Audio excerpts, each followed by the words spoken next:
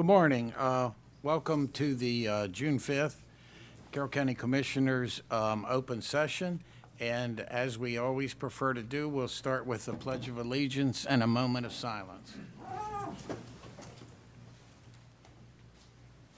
pledge allegiance to the flag of the United States of America and to the republic for which it stands, one nation, under God, indivisible, with liberty and justice for all.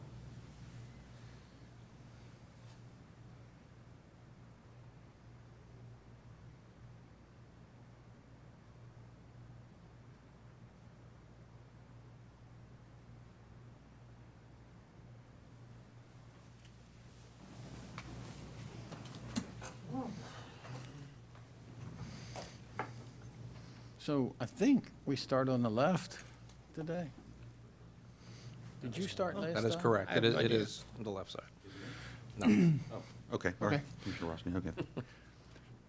I just have a couple things. One, congratulations to all the young men and women who went through graduations. I don't know, are we done yet? I think. No, with This afternoon's Westminster. Westminster. Oh, this afternoon? Okay, it's Westminster.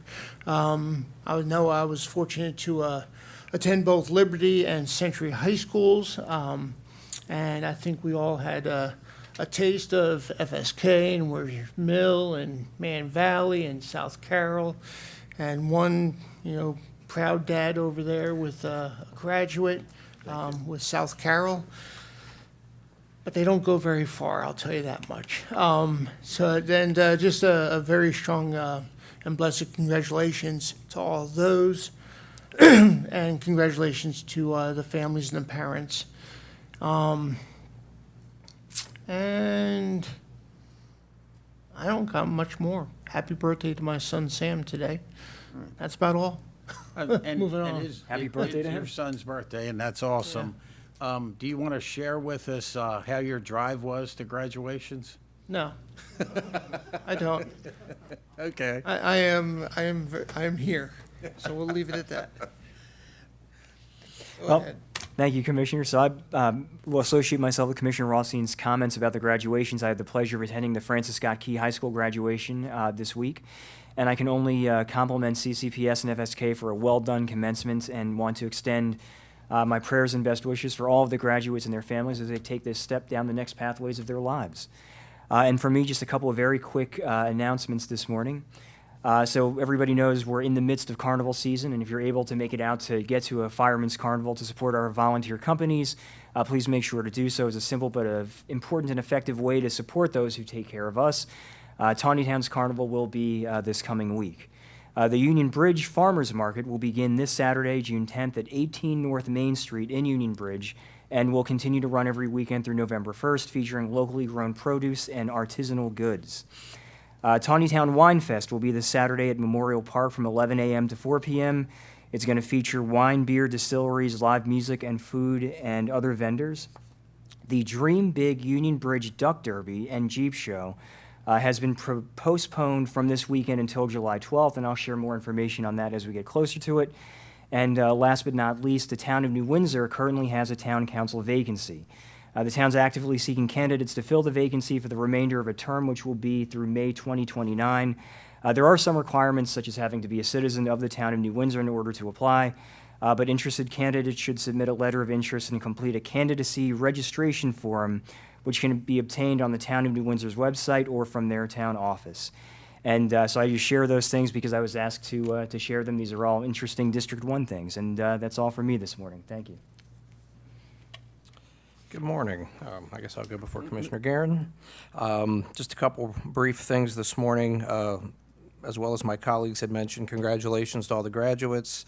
Obviously, great time of year, and wonderful to see all the hear all the success stories, and also get to see the proud families and parents.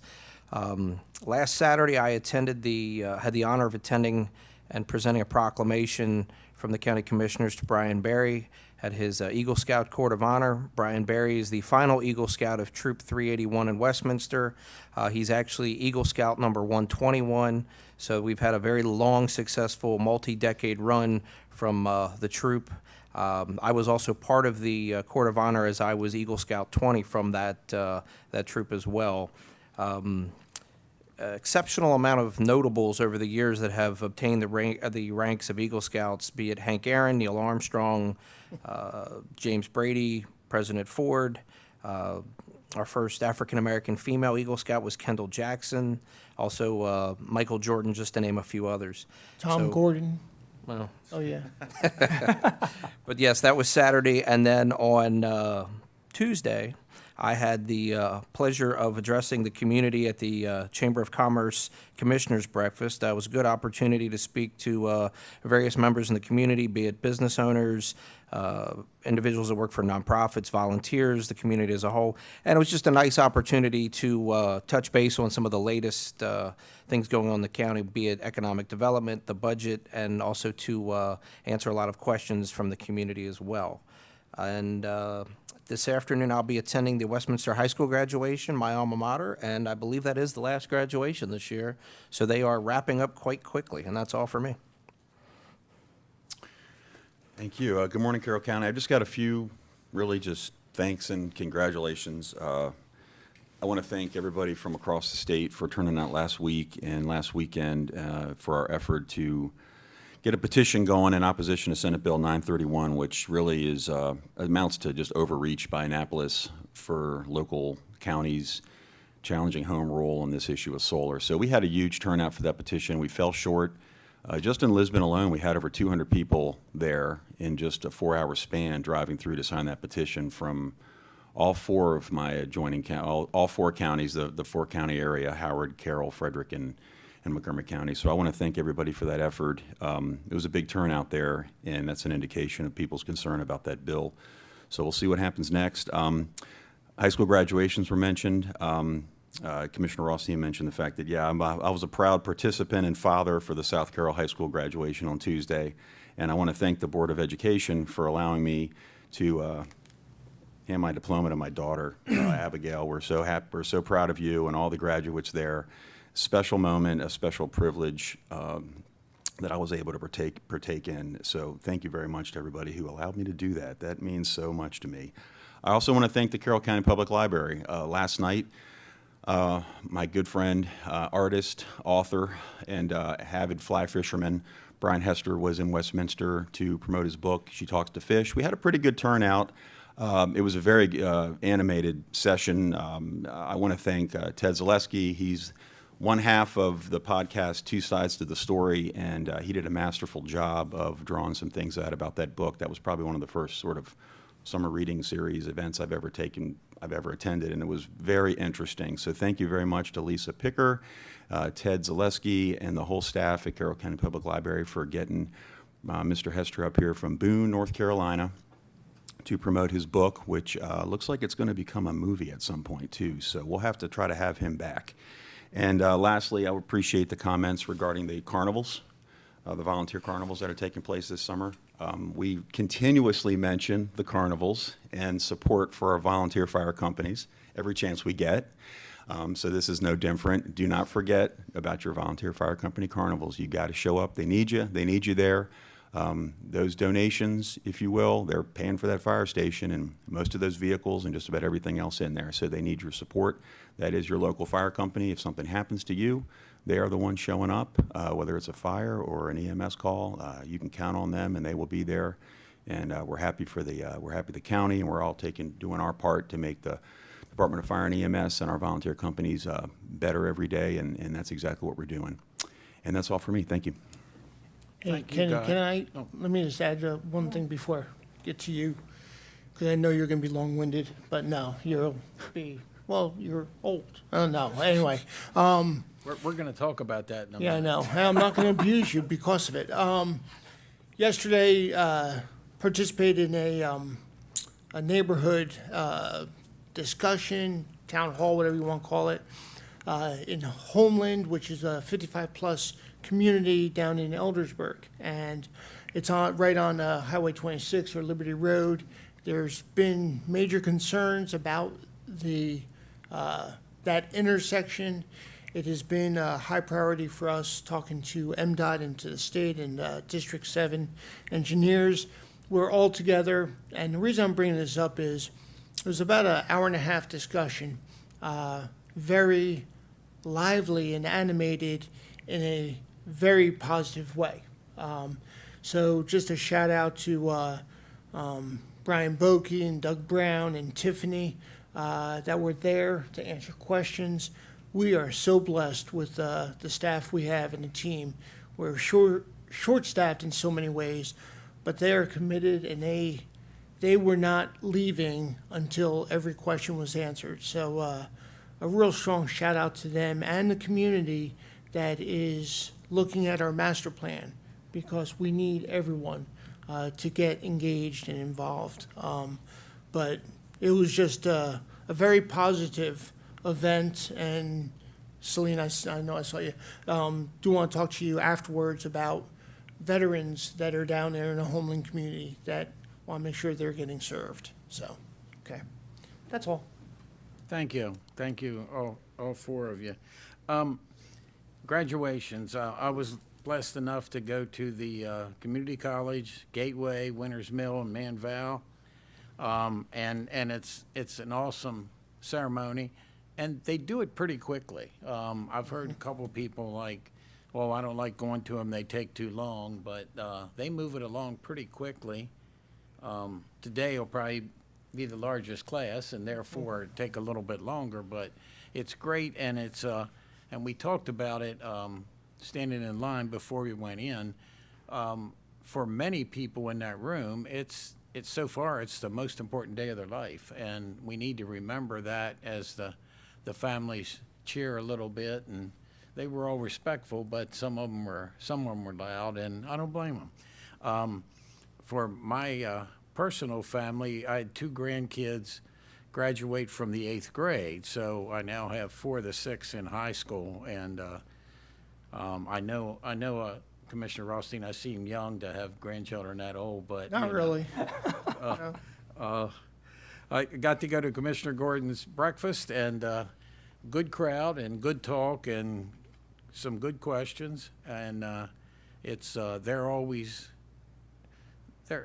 all 5 of us do it in our own areas, and they're always a good morning. I met with Hampstead and I met with Manchester elected officials and some of their staff, and talked about things going on in both of those towns. I had on here to talk about volunteers. Commissioner Guerin kind of covered that well. The only thing I want to mention, I think it causes confusion. Our department, the county department, is Department of EMS and Fire, but 90 or more % of the fire is still the volunteers. It's not paid employees, and they need your support. And even our employees and our ambulances are in their buildings, and they need our support, be it carnivals, bingo, other fundraising things. So I think a lot of them now are doing, is it Queen of Hearts? It seems like they're doing, that must be a pretty good fundraiser. The pull tab thing? don't I know. guess, I don't know. and then some of the legions are doing it. It's a good fundraiser, but they need our support for all of that. And then tomorrow is the Carroll County Realtors Legislative Panel at Piney Branch Golf Course, and I'll be attending that, and I think at least a couple delegates and a senator will be there too, so it'll be curious to hear what they have to say, what their questions are, and to support them.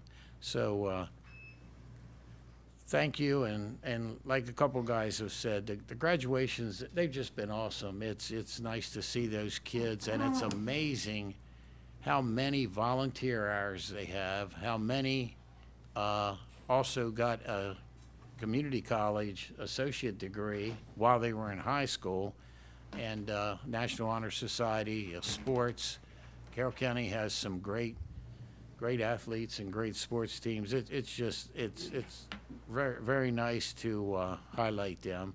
And I think most of the farmers markets in Carroll County are starting this weekend. I know Hampstead is also, and so go out and support them.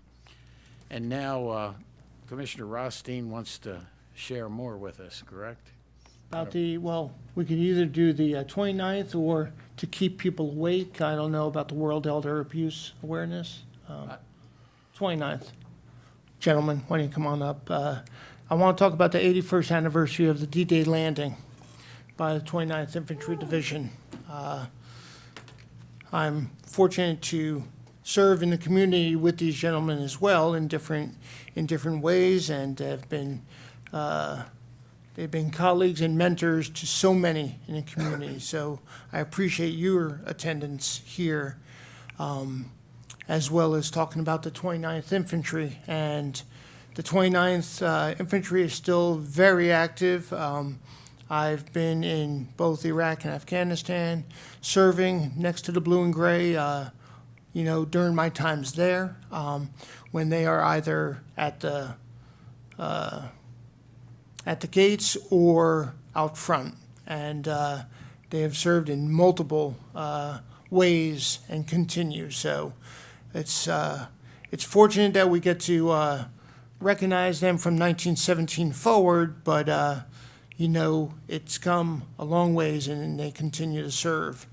The 29th Infantry Division was founded in 1917 with regiments from Maryland, Virginia for service in World War I, and fought bravely in the Alsace and Meuse-Argonne campaigns in France. And 29th Infantry Division was again called into federal service on February 3rd, 1941 for World War II. And whereas in World War II, the 29th Infantry Division played a decisive role when it became part of the first and second waves of the U.S. assault forces on Omaha Beach, Normandy, France, on November 6, 1944, known as D-Day. June 6th, I apologize, did I not say June 6th? said November. I apologize, you're right, June 6th. It says Well, June get 6th. it right. Yeah. Old age. The D-Day landings turned the tide of World War II and marked the beginning of the end for Nazi Germany. And whereas the 29th Infantry Division fought on campaigns through northern France, Rhineland, and Central Europe until final victory on May 11, 1945. And whereas as America marks the 81st anniversary of the D-Day landing into World War II, many of the veterans and their families will visit the Normandy American Cemetery, the final resting place for over 9,300 United States service members for commemorative services, and hundreds of veterans of the 29th Infantry Division reside here in Carroll County, as well as many more who form the present-day 29th Division Association, who've served in the global war on terrorism. We honor those who've served and those who are still serving communities in Carroll County, Maryland, and their nation at home and overseas. Now, therefore, we, the Board of Carroll County Commissioners, do hereby proclaim June 5th, 2025, to be 29th Infantry Division Day, signed by all commissioners. One mistake, not too bad. Okay. You always figure First Sergeant's going to correct me somewhere, so. Gentlemen, the floor is yours. Well, on behalf of the officers and members of the 29th Division Post 48 here in Westminster, we're glad to be here. We're glad to accept that from you all. We have a few events coming up, as you all well know. Reeves Across America, which we do every year, is coming up.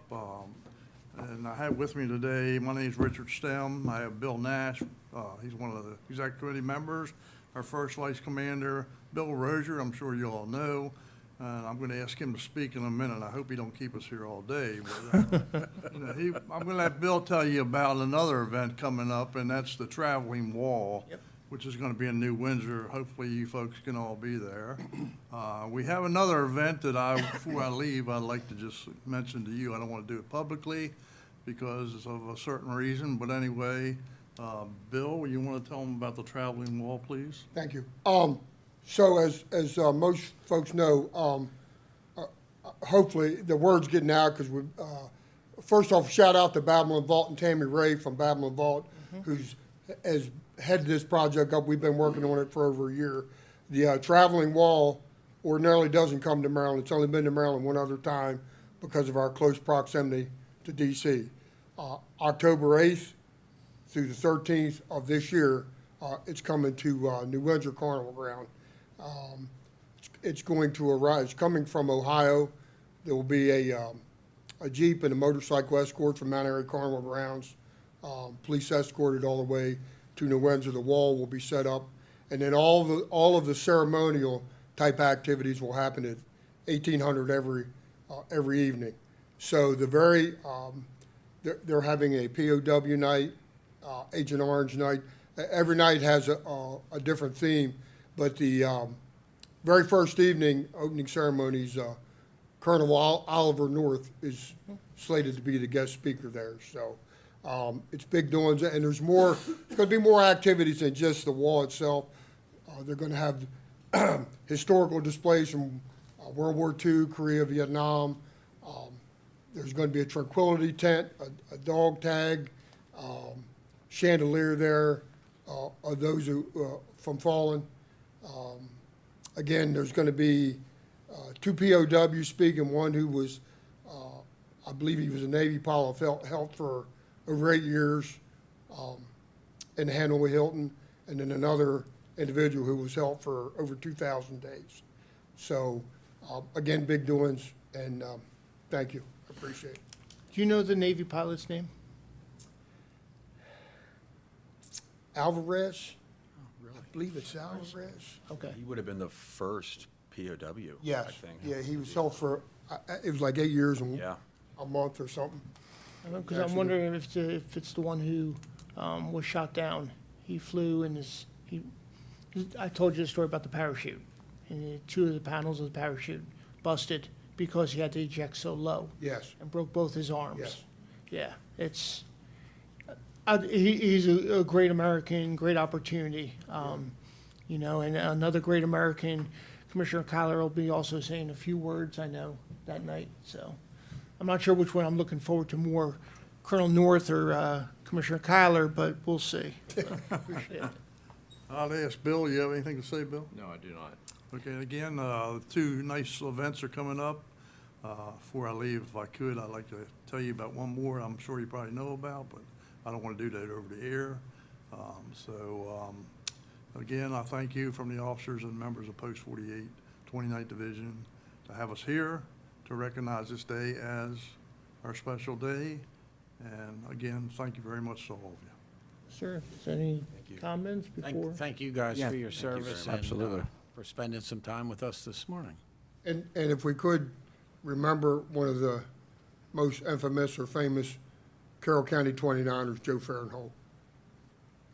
You know, Joe did some pretty extraordinary things, landed the second wave on D-Day, did some pretty extraordinary things, and was a personal friend.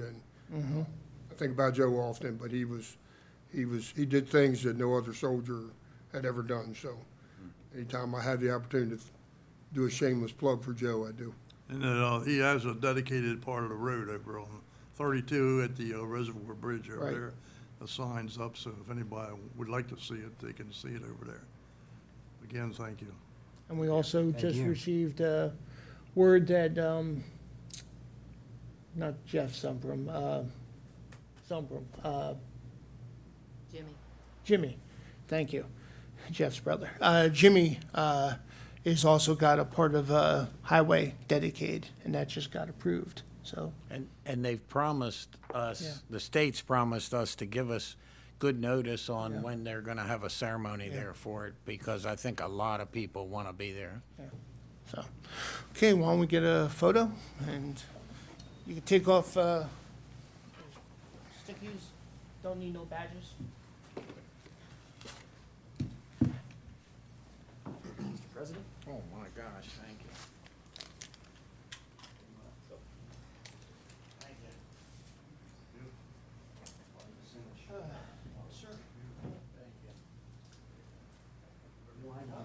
Colonel, appreciate it. Good to see you.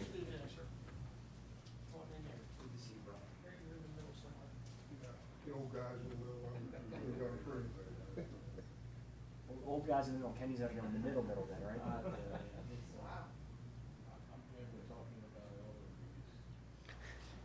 And I'm reading the proclamation. Thank you. Thank you all. Thanks, gentlemen, appreciate it. Thanks, sir.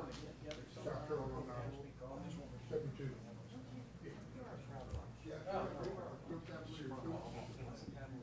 Yes, sir. Thanks.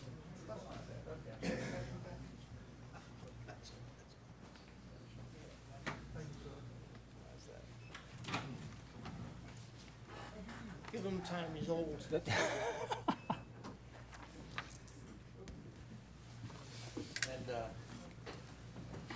Commissioner Bigliotti's now going to share with us, right? That's right.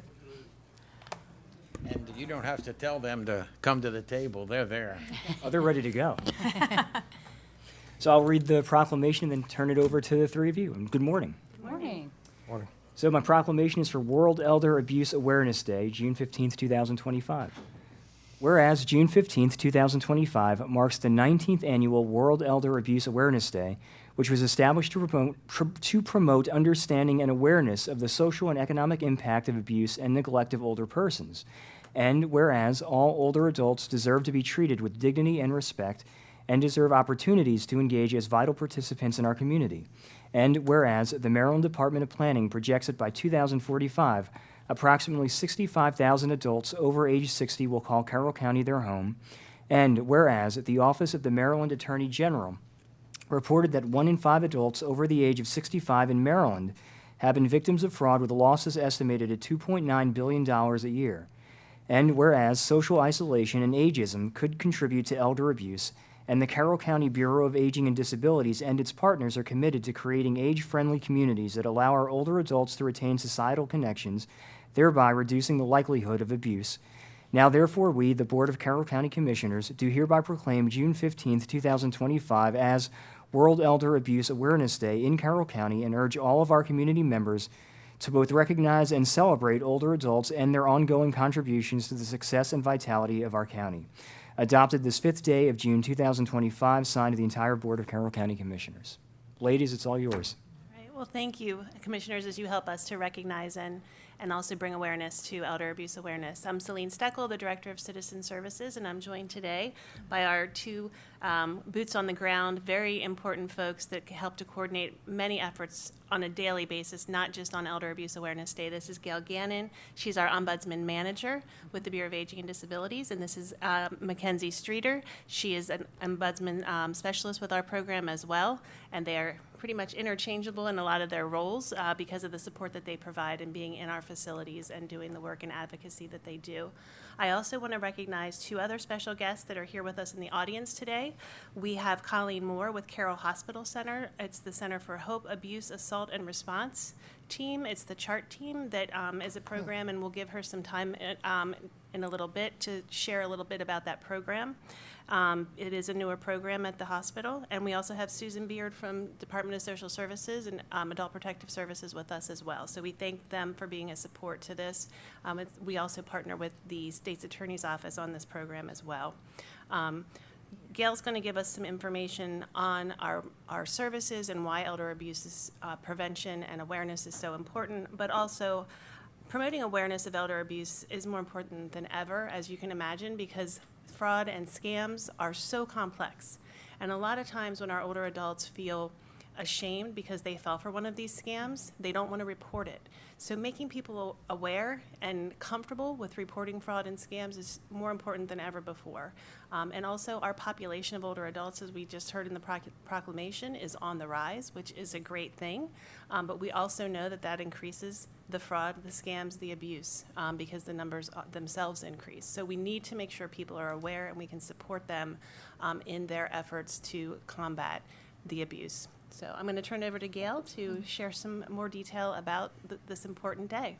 Actually, Mackenzie is prepared to give us some detail about a special event we're hosting this coming Tuesday, June 10th.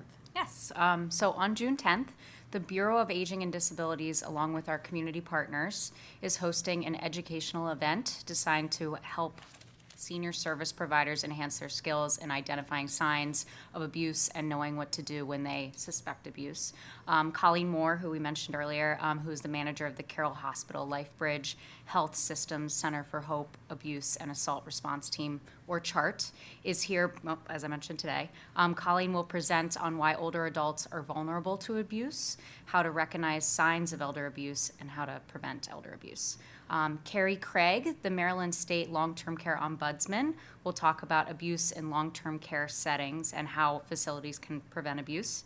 We'll also have Michelle Jacobs, Adult Protective Services Supervisor, who will talk about the role of APS in protecting vulnerable adults. And then also John Carhart, investigator at Carroll County State Attorney's Office, will address financial exploitation and discuss scams targeted at older adults. And lastly, who unfortunately couldn't be here today, Bureau Chief Gina Valentine will highlight local community resources for older adults, those who support them. So the event will be held at the Westminster Senior Center next Tuesday from 9 to 11:30. And for senior services providers who are watching this today, if you'd like to attend, please call the Bureau of Aging and Disabilities to register and to join us. Thank you. You're welcome. So our goal this year in targeting our program at senior service providers, these are individuals who through their work have interaction with their senior client base, and by educating them, it can have a multiplying effect as they educate their client base. So I just really want to take an opportunity to thank the commissioners for your unwavering support for older adults and for taking the time today to recognize World Elder Abuse Awareness Day. Well, we at the Bureau of Aging and our community partners create a special program each year for World Elder Abuse Awareness Day. For us, preventing abuse and exploitation of older adults is a year-round job. And we appreciate the collaboration with Adult Protective Services, with CHART, and the State's Attorney's Office, not just for the program that we're hosting next week, but for every day that we work together to serve the Carroll County seniors and individuals with disabilities. Might Colleen have a minute to introduce the CHART program?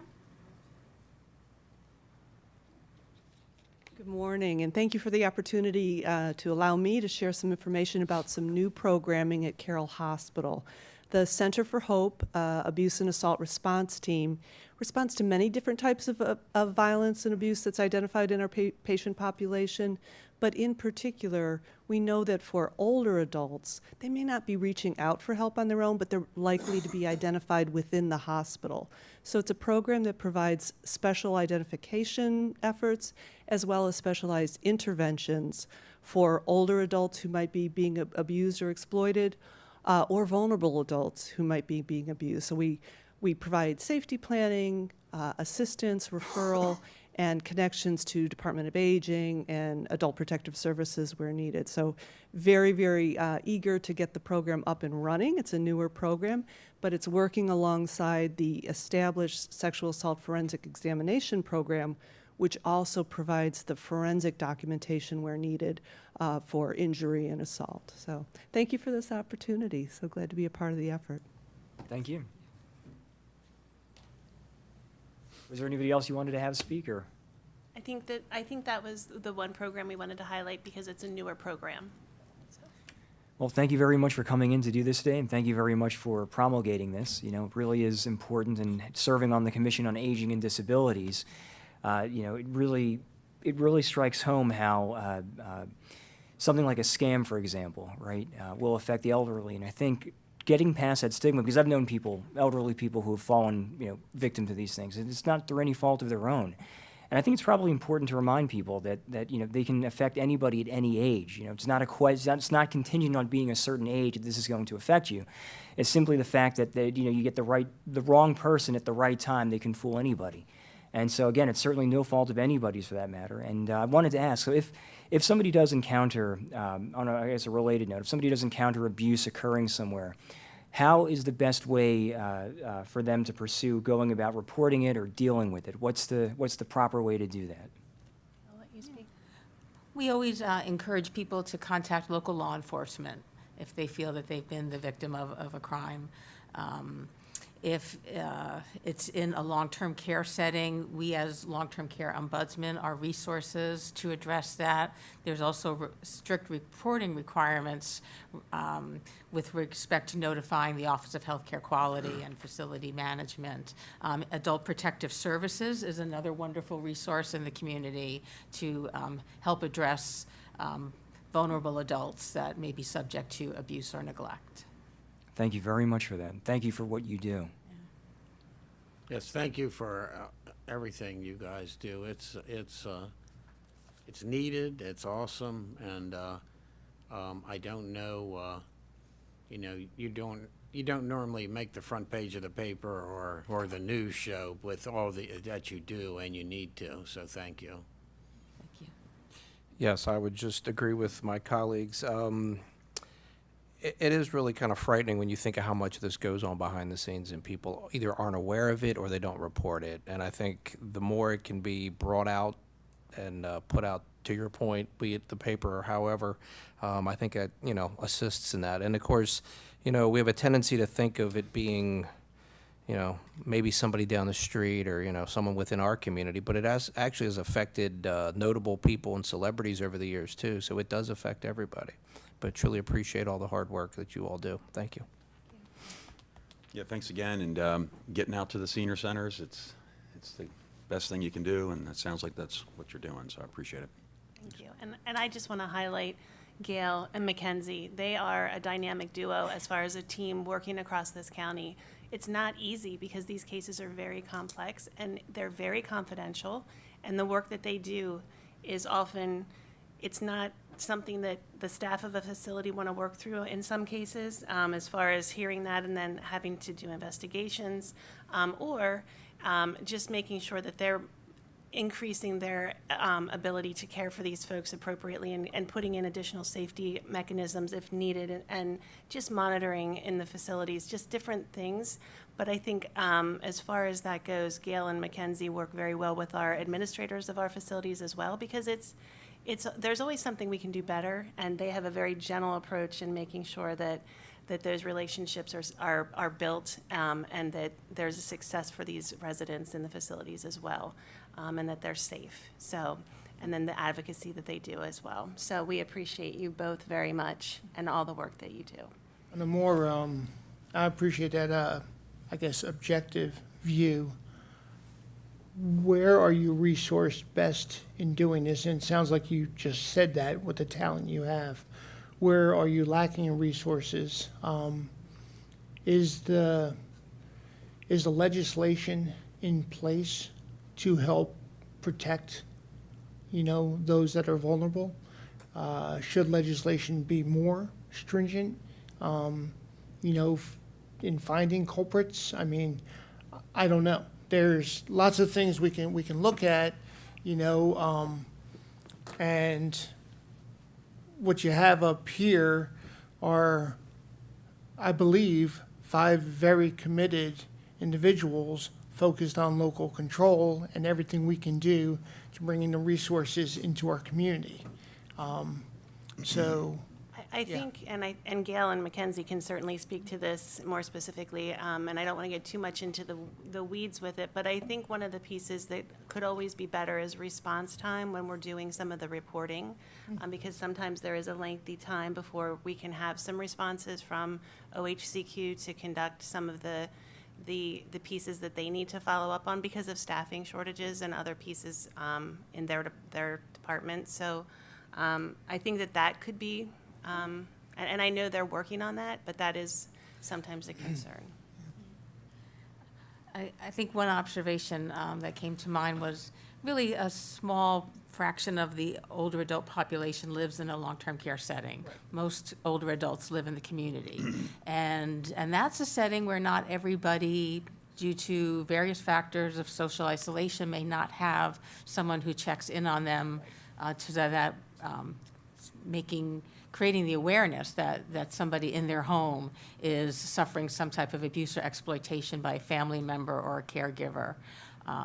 So I think resources that we can deploy to local law enforcement to respond to those cases and create education and awareness to older adults and their caregivers, their family members, as Celine mentioned, to overcome that stigma of shame of not wanting to report that you've been the victim of a crime, that it does happen to everybody of all ages, and there's no shame in asking for help with that.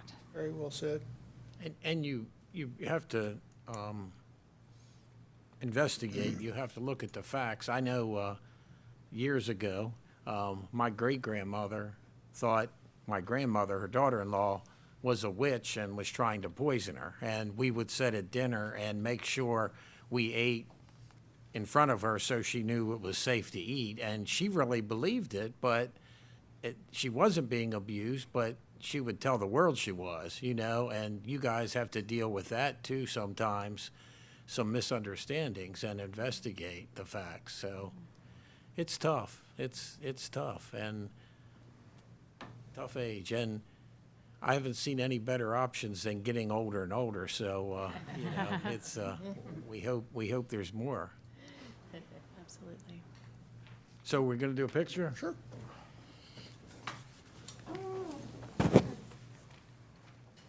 Do you want to help down? You know? I'll be okay.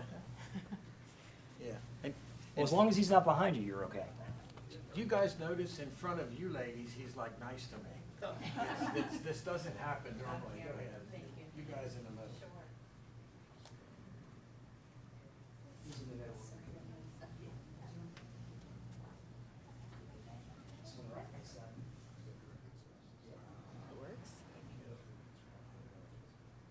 Thanks for having me over on this side of the world.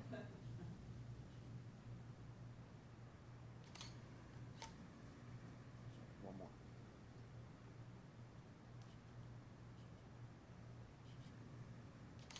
There we go. Okay, thank you. Thank you. Thank you.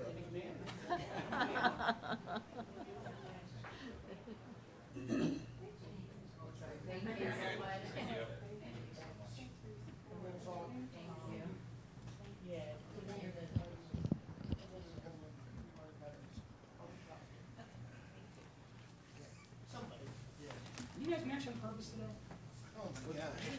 Right, gray blazers, black. Yeah. Yeah, Yeah. yeah. I thought that was.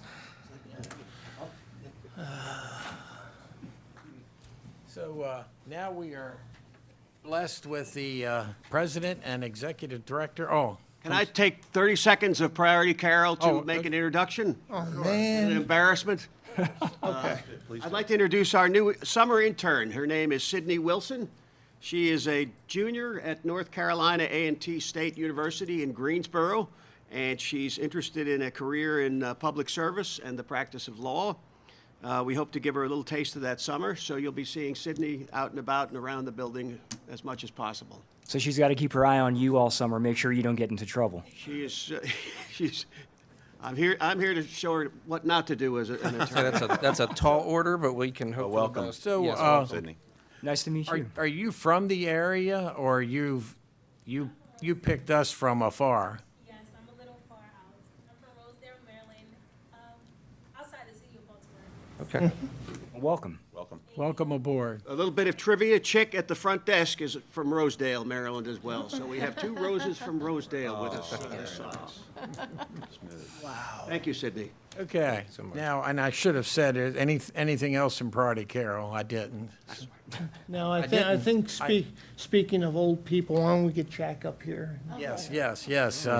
We have the president and the executive director of MACO that's going to tell us all about local control, and they're probably going to say it, but like some of the delegates and senators in Annapolis, sometimes it's more important what you get out of bills that ultimately pass than what you get passed, you know?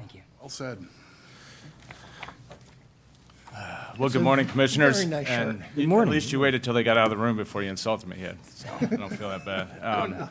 You guys are wearing gray blazers and black slacks It too. is. It was a memo went around yesterday, and I didn't get not it. everybody got it, No, I we guess. did not, Yeah. Really appreciate the time here today. This is my third stop on the Mako Whirlwind Maryland tour.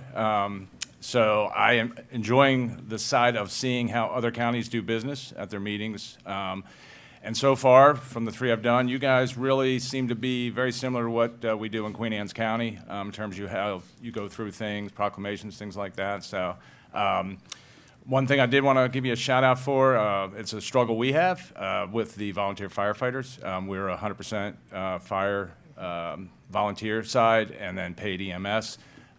We get the struggles and part of it, and I'm sure you guys are privy to it up here as well. You get a lot of people come in from other counties where paid fire service was, there, and they kind of expect that same kind of service. And when you talk to them about donating to the volunteers, they ask you, what's a volunteer? So it's a struggle, and obviously you guys know it, recruitment, retention are ongoing battles that all the rural counties are facing right now. So I appreciate you guys being on top of it. We're the same way at every round table we get to make the shout out. So I brought Michael today because he's going to give you all the good, bad, and ugly of Annapolis. And Kenny and Ed, I appreciate you guys' service on the Ledge Committee, and Ed on your time on the Board of Directors too. MACO does its best, to Kenny's point, to take bad bills and make them not so bad.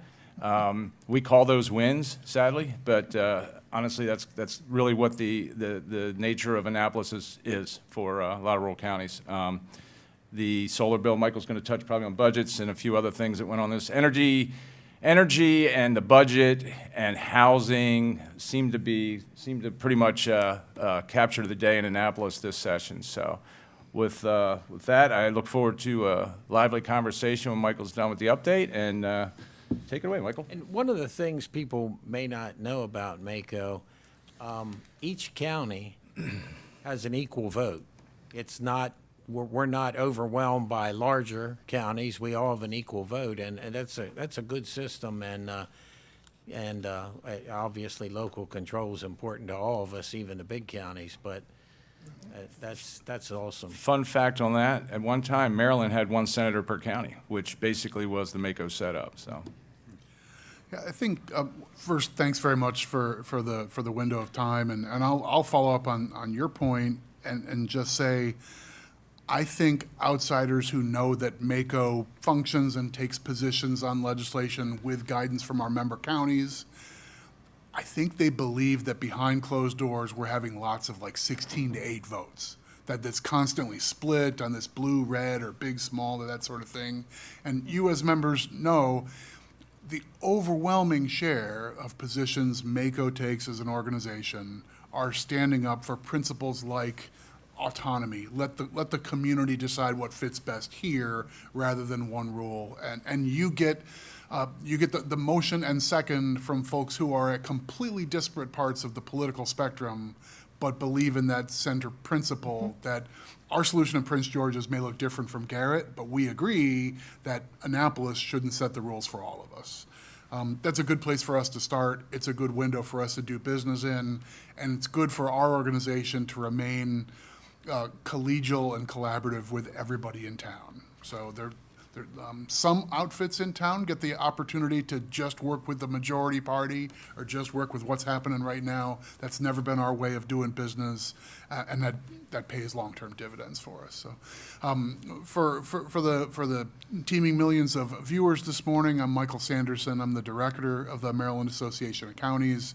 We have offices in Annapolis and a staff who work to support all the public services that our county governments deliver.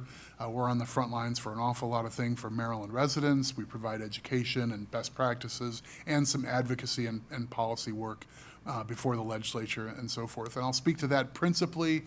I've brought a packet of stuff that I won't go through in a whole lot of detail, but I'll leave behind on some policy issues, but also some services that we're providing to try and help our counties save money, improve service, and the like. I'll try and hit on a few big picture policy issues that seem to be obvious to dig into. If there's something I missed that you want to talk about, please forgive the slight and let's talk about it in questions. The top half of this first page is just throw a lot of data in you with a graphic. MACO is involved in our portfolio of issues is wider than anybody else's in Annapolis. We'll take up 1,000 bills and dig into them for what they might do to affect county governments and services. We were at the table for more than 300 different bills this past session. By and large, every year we come away, we run the numbers and so forth, we come away with a pretty clear sense that we are moving the needle. Commissioner Kyler's comment about sometimes the things coming out of a bill are among the most important decisions, that's absolutely true. A lot of times, it's MACO's credibility, and it's the built-in partnership that the state has with the counties. They rely on your county agencies to deliver lots of services where they set a large policy, then the county has to go out and do it. So us bringing in the sort of boots on the ground perspective and saying, we get what you want to do here, but we've got jurisdictions who literally can't do this or would have to staff up unreasonably to do this, let's find a better way. That's where we do an awful lot of work in the mill in Annapolis. And bills that MACO supports have a better chance to pass. Bills where we stand just in opposition have a relatively remote chance of passing in a form where we're banging our fists on the table. So we take pride in that work. Now I'm going to shift to talking about big picture issues, and in all candor, the bigger the issue, the less likely that outside players like us can really steer the whole thing. Small scale stuff we're great at, big scale stuff we do our best, and we throw everything we can at things, and we'll see mixed bag of results on lots of stuff. This budget circumstance is probably the sharpest I've seen. I've been with MACO for 30 years, been doing this work for a little more than that. A $3 billion and change crisis in the state's budget is a magnitude. You're well past you can just sort of budget reconciliation bill it away by moving some money around from fund to fund and that sort of thing. I think the plan that ultimately emerged, and this was a complicated legislative session for fiscal issues, that has a shadow on everything that they do when they're that short on funds. Even if you're contemplating legislation in another committee and you don't think this is about the budget, but if it's going to require a state agency to hire 1.5 full-time positions to administer a new program, that bill now has a $200,000 fiscal note and probably can't pass in this environment where a few years ago that might have been a, let's go. So that changes everything. Fiscal stuff of this consequence just changes the whole debate. What comes out of this legislative session was a packet of things that will leave lots of different stakeholders anxious, uncomfortable, disappointed. But none of the things that are on the table are happy and cheery sort of outcomes. There was almost no way that a package of this magnitude would leave county governments and our services just untouched. So the debate was how deep and how hard we would end up feeling it. My judgment, we ended up in some middle ground amongst the list of things that were contemplated and tossed out, either by the governor or by the legislative budget process and so forth. There's a table in here about how much we lost in a variety of things, but also a column of things that were on the table that we resisted. We're not doing a victory lap and claiming this was a great session for us fiscally. I'm also here to tell you that I don't think the hardship is fully behind us. Where the state sits right now is a snapshot in time, basically April of this year. They were able to go home and say the FY26 budget is balanced. There's a projection of $100 million in the till at the end of the year. The structural issue going into FY27 looks okay, squishy, but okay. But two things still loom on that front, even with increasing some taxes and tax rates, and even with making some spending reductions. Not really a whole lot of deep service cuts, in all candor, but even with all the difficult decisions that they made in this plan, two things still loom. There's still uncertainty about what might happen at the federal level that may affect Maryland in multiple ways. We know that because of the presence of federal facilities, our proximity to DC, we're probably the single most affected state just in terms of our economy and workforce by changes in federal investment in their own workforce and services. So military, civilian, et cetera, we have a lot of federal footprint in Maryland, no surprise. Some folks will say that that was it was a tactical poor decision to become so married to the federal government. That served us really, really well for a long time. At the moment, that feels like a relative weakness compared to a relative strength in tough times. That's kind of how these things go. It's not like we were going to say, no, we don't want NIH, or no, we don't want the headquarters of Social Security, and so forth. So be that as it may, federal decisions can end up affecting both the state government and our economy and workforce pretty dramatically. I will note specifically that in the big, beautiful bill negotiations happening in DC, and I don't claim to be an expert in forecasting what's going to happen through the Congress and so forth, but you can't help but home game this a little bit. The biggest financial consequence for the state of Maryland specifically is in Medicaid program. And what the federal government decides to do on Medicaid could have some pretty dramatic ripple effects. I'll spare you the 30-minute version, but the 30-second version is in the event that the federal government makes some aggressive changes on eligibility for Medicaid, it will then become a decision for states whether to try to keep people covered in one way or another. And Maryland's fiscal crisis puts us in an awfully poor situation to try and come up with state-only dollars to replace programs that were mostly 50-50 state-federal. So in the event that Maryland decides to try and keep people covered and so forth, that could put us right back into budget crisis really rapidly. Whispers around Annapolis suggest that this fall we might see the legislature summoned back to town to take some action out of cycle, and that's an unusual thing for our state. Usually we're 90 days, once a year, everybody goes home, we'll see you in January. Folks are saying don't make a lot of unmovable plans for the months of September or October. So we'll see what happens at the federal level and with economic indicators, but nothing great. To point out specifically, there aren't a ton of programs left that the state makes big contributions to that the counties deliver. Over the last couple of decades, we've seen some of these things. They've been budget cuts in times like this.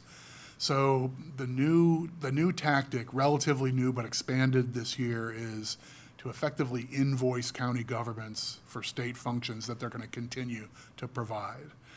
They've been sending us a bill for 50% of the cost of the assessments function that's run by the state. Now it's going to be 90%. That's just going to be a bigger bill we pay for a state service. The new frontier is with teacher pension costs.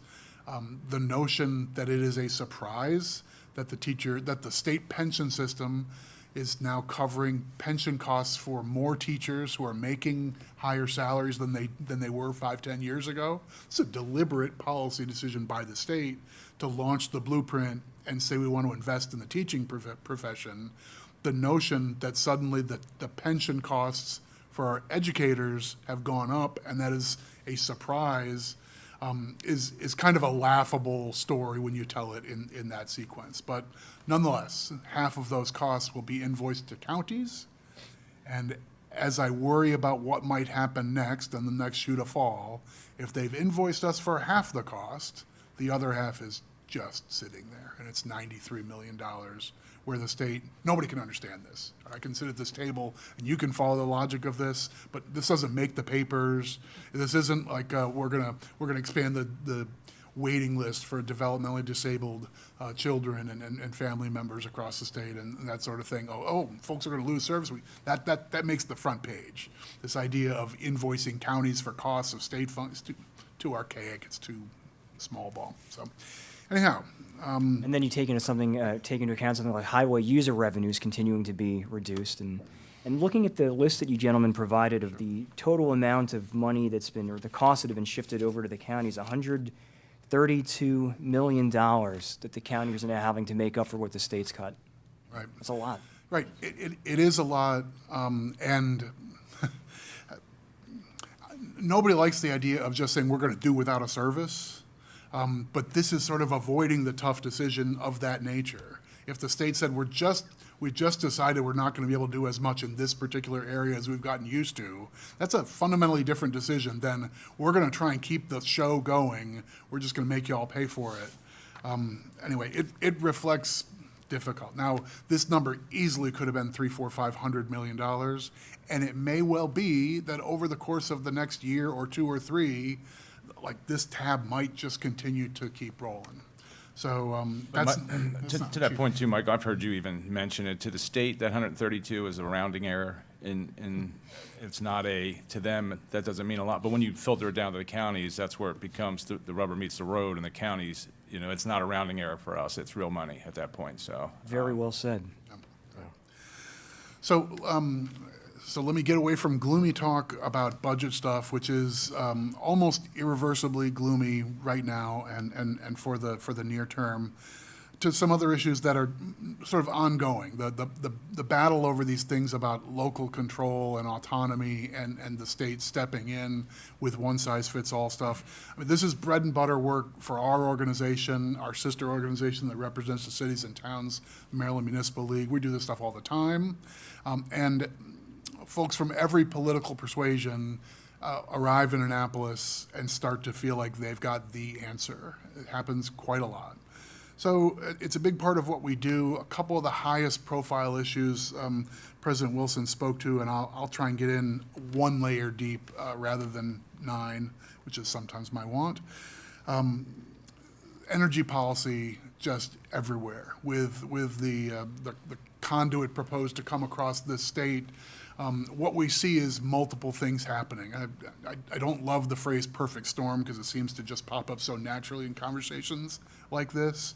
But generally speaking, in part because of people's thirst for high-level data services and AI tools and whatnot, these are big energy users, and there's a big spike already starting but projected to get amazingly high. Not just Maryland, this is nationwide and worldwide. We're going to need an awful lot of energy to run these sophisticated computers that read the paper for us and provide these deep thought ideas and that sort of stuff, in addition to our own consumption to cool the house and other things of that nature. So energy demand is spiking. We have old generation energy supply is being retired, as it usually is, but it's a terrible time to say, let's shut down the old coal plant. And while we, at the same time, need a ton more energy for the 4 new data centers that are in Northern Virginia or potentially outside Frederick or potentially going to be everywhere over the next 10 years, how are we going to find the energy for that? And at the same time, Maryland is committed to having a clean component of energy supply in our state as a renewable sources, driving in particular solar, but all clean sources to be a larger and larger component of what you have to use if you want to do business in this state.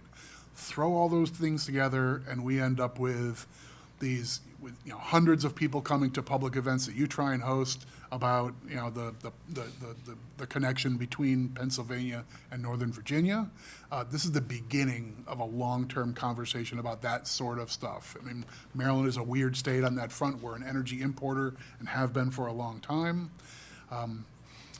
As Maryland wants to move towards more clean energy, we need to get a lot of it within the state, and that's a lot of pressure, mostly on low-lying, flat, relatively cheap agricultural areas. So you can talk about doing this on top of buildings in downtown Baltimore and built-up areas and so forth, and you can do carports, and you can find specific places that can make sense. But the cheapest and simplest way for someone to make a profit in the private sector generating solar energy is to buy a farm and convert it to big solar fields.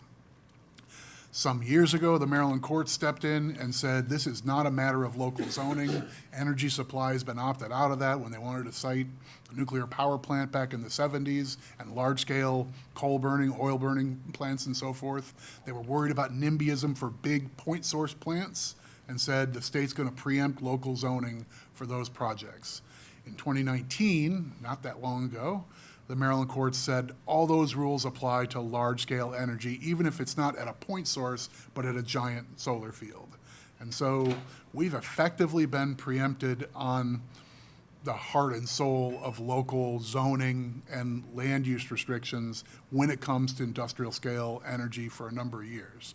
A lot of that came to a head with a high-profile bill this year. I heard make mention of the process of potentially finding signatures to put it on the ballot for this fall. A lot of folks came away nonplussed with the way that process pursued, went through in Annapolis. They passed a couple of different bills. Governor actually vetoed one of 3 different bills, which is a curious spot. I think that veto will be overridden by the General Assembly in October or January, or whenever that happens. But as a practical matter, they're trying to set a course to address all these things at once. There's a little bit of a refund coming back to utility ratepayers to try and offset what looks like, because of the market for buying electricity through the multi-state grid and making it available, those rate auctions are bananas, and they're probably going to get worse. So rates are going up, people are feeling squeezed, we feel like they're coming into our backyard, and they're coming into the farm next door. It's a really tough issue right now. I don't think this is totally over, but a lot of Annapolis kind of does. They feel like they just passed the big bills, and that's going to set us on a course where we're going to see all this clean energy, and we may have done all we can on the big energy policy.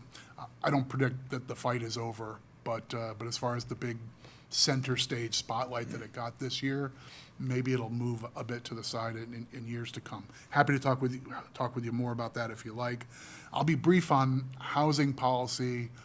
We didn't see a big consequential bill passed this year. The governor introduced a bill that originally was to talk about just a handful of jurisdictions that are already kind of amidst housing shortages. That bill had a circuitous path that ended in it not passing, but that debate is not over either.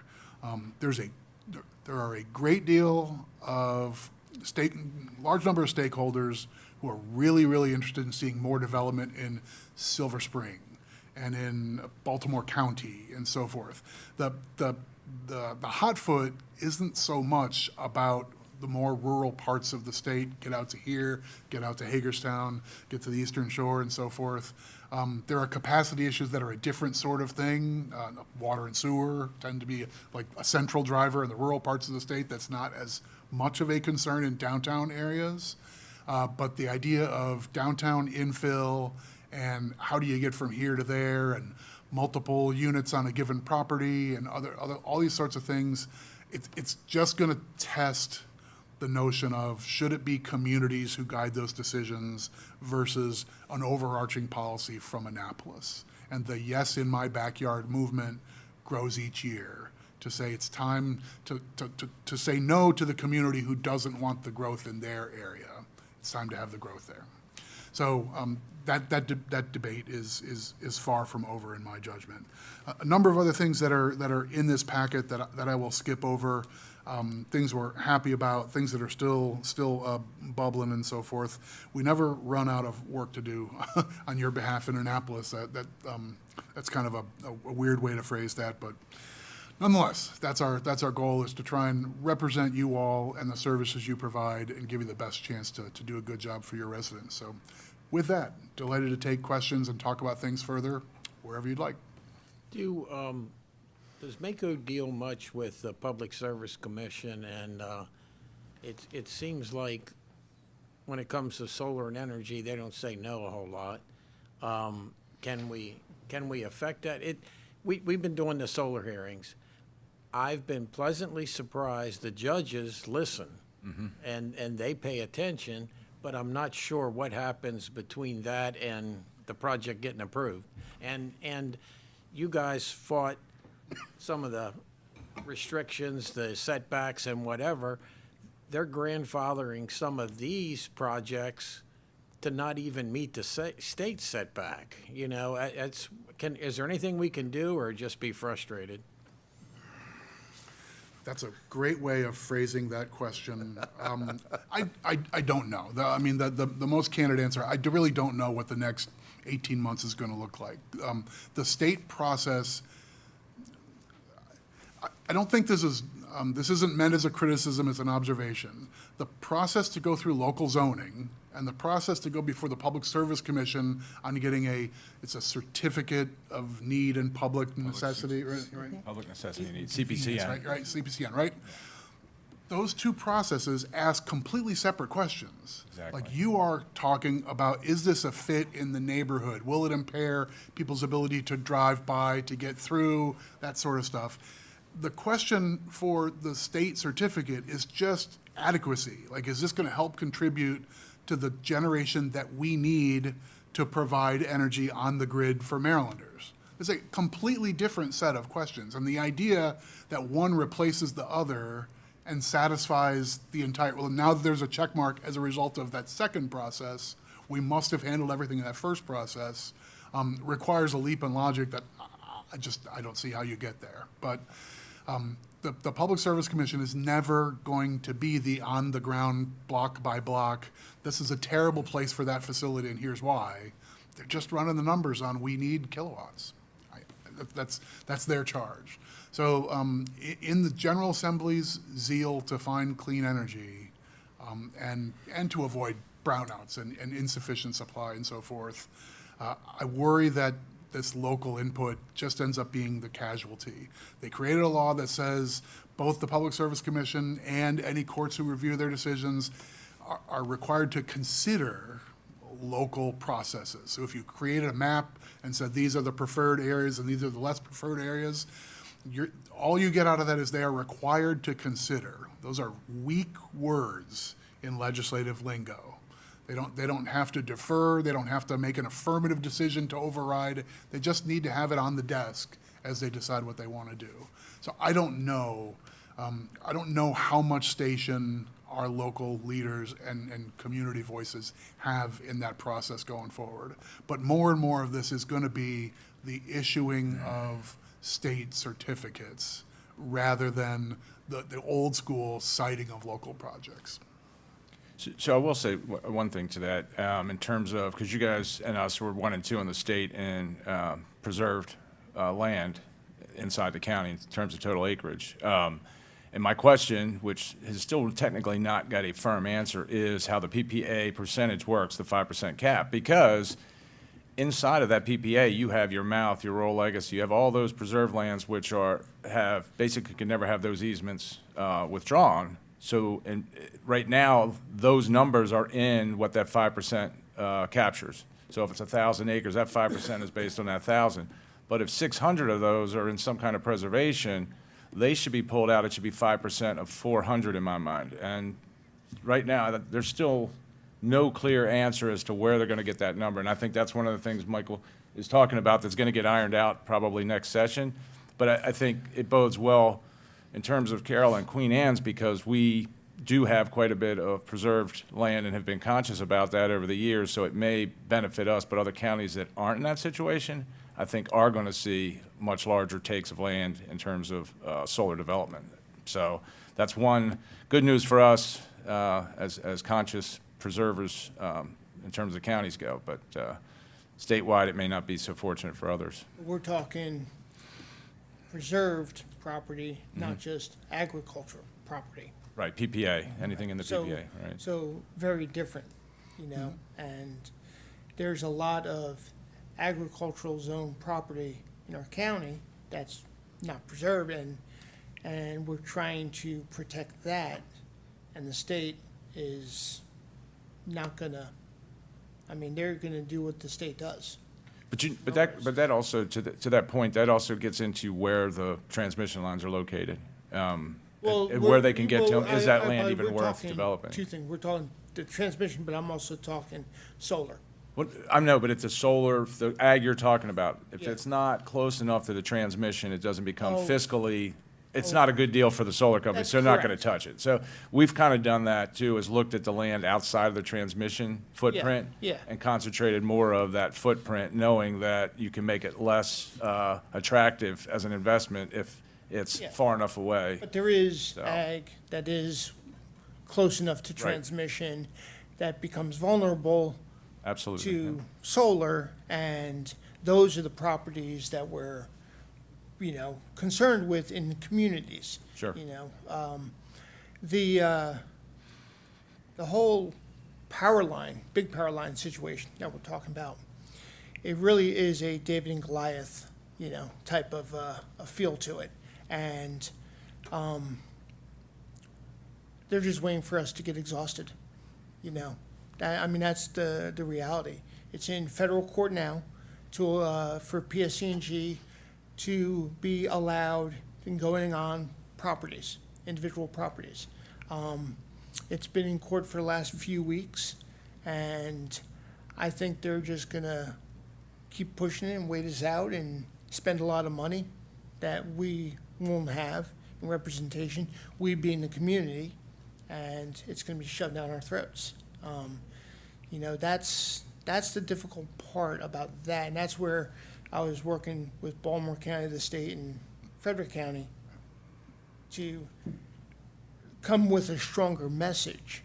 I just don't think we got there, and I don't know if MACO can inject, because we don't, from a MACO's perspective, look at regions, we look at the state. Generally, right? So, what are your thoughts?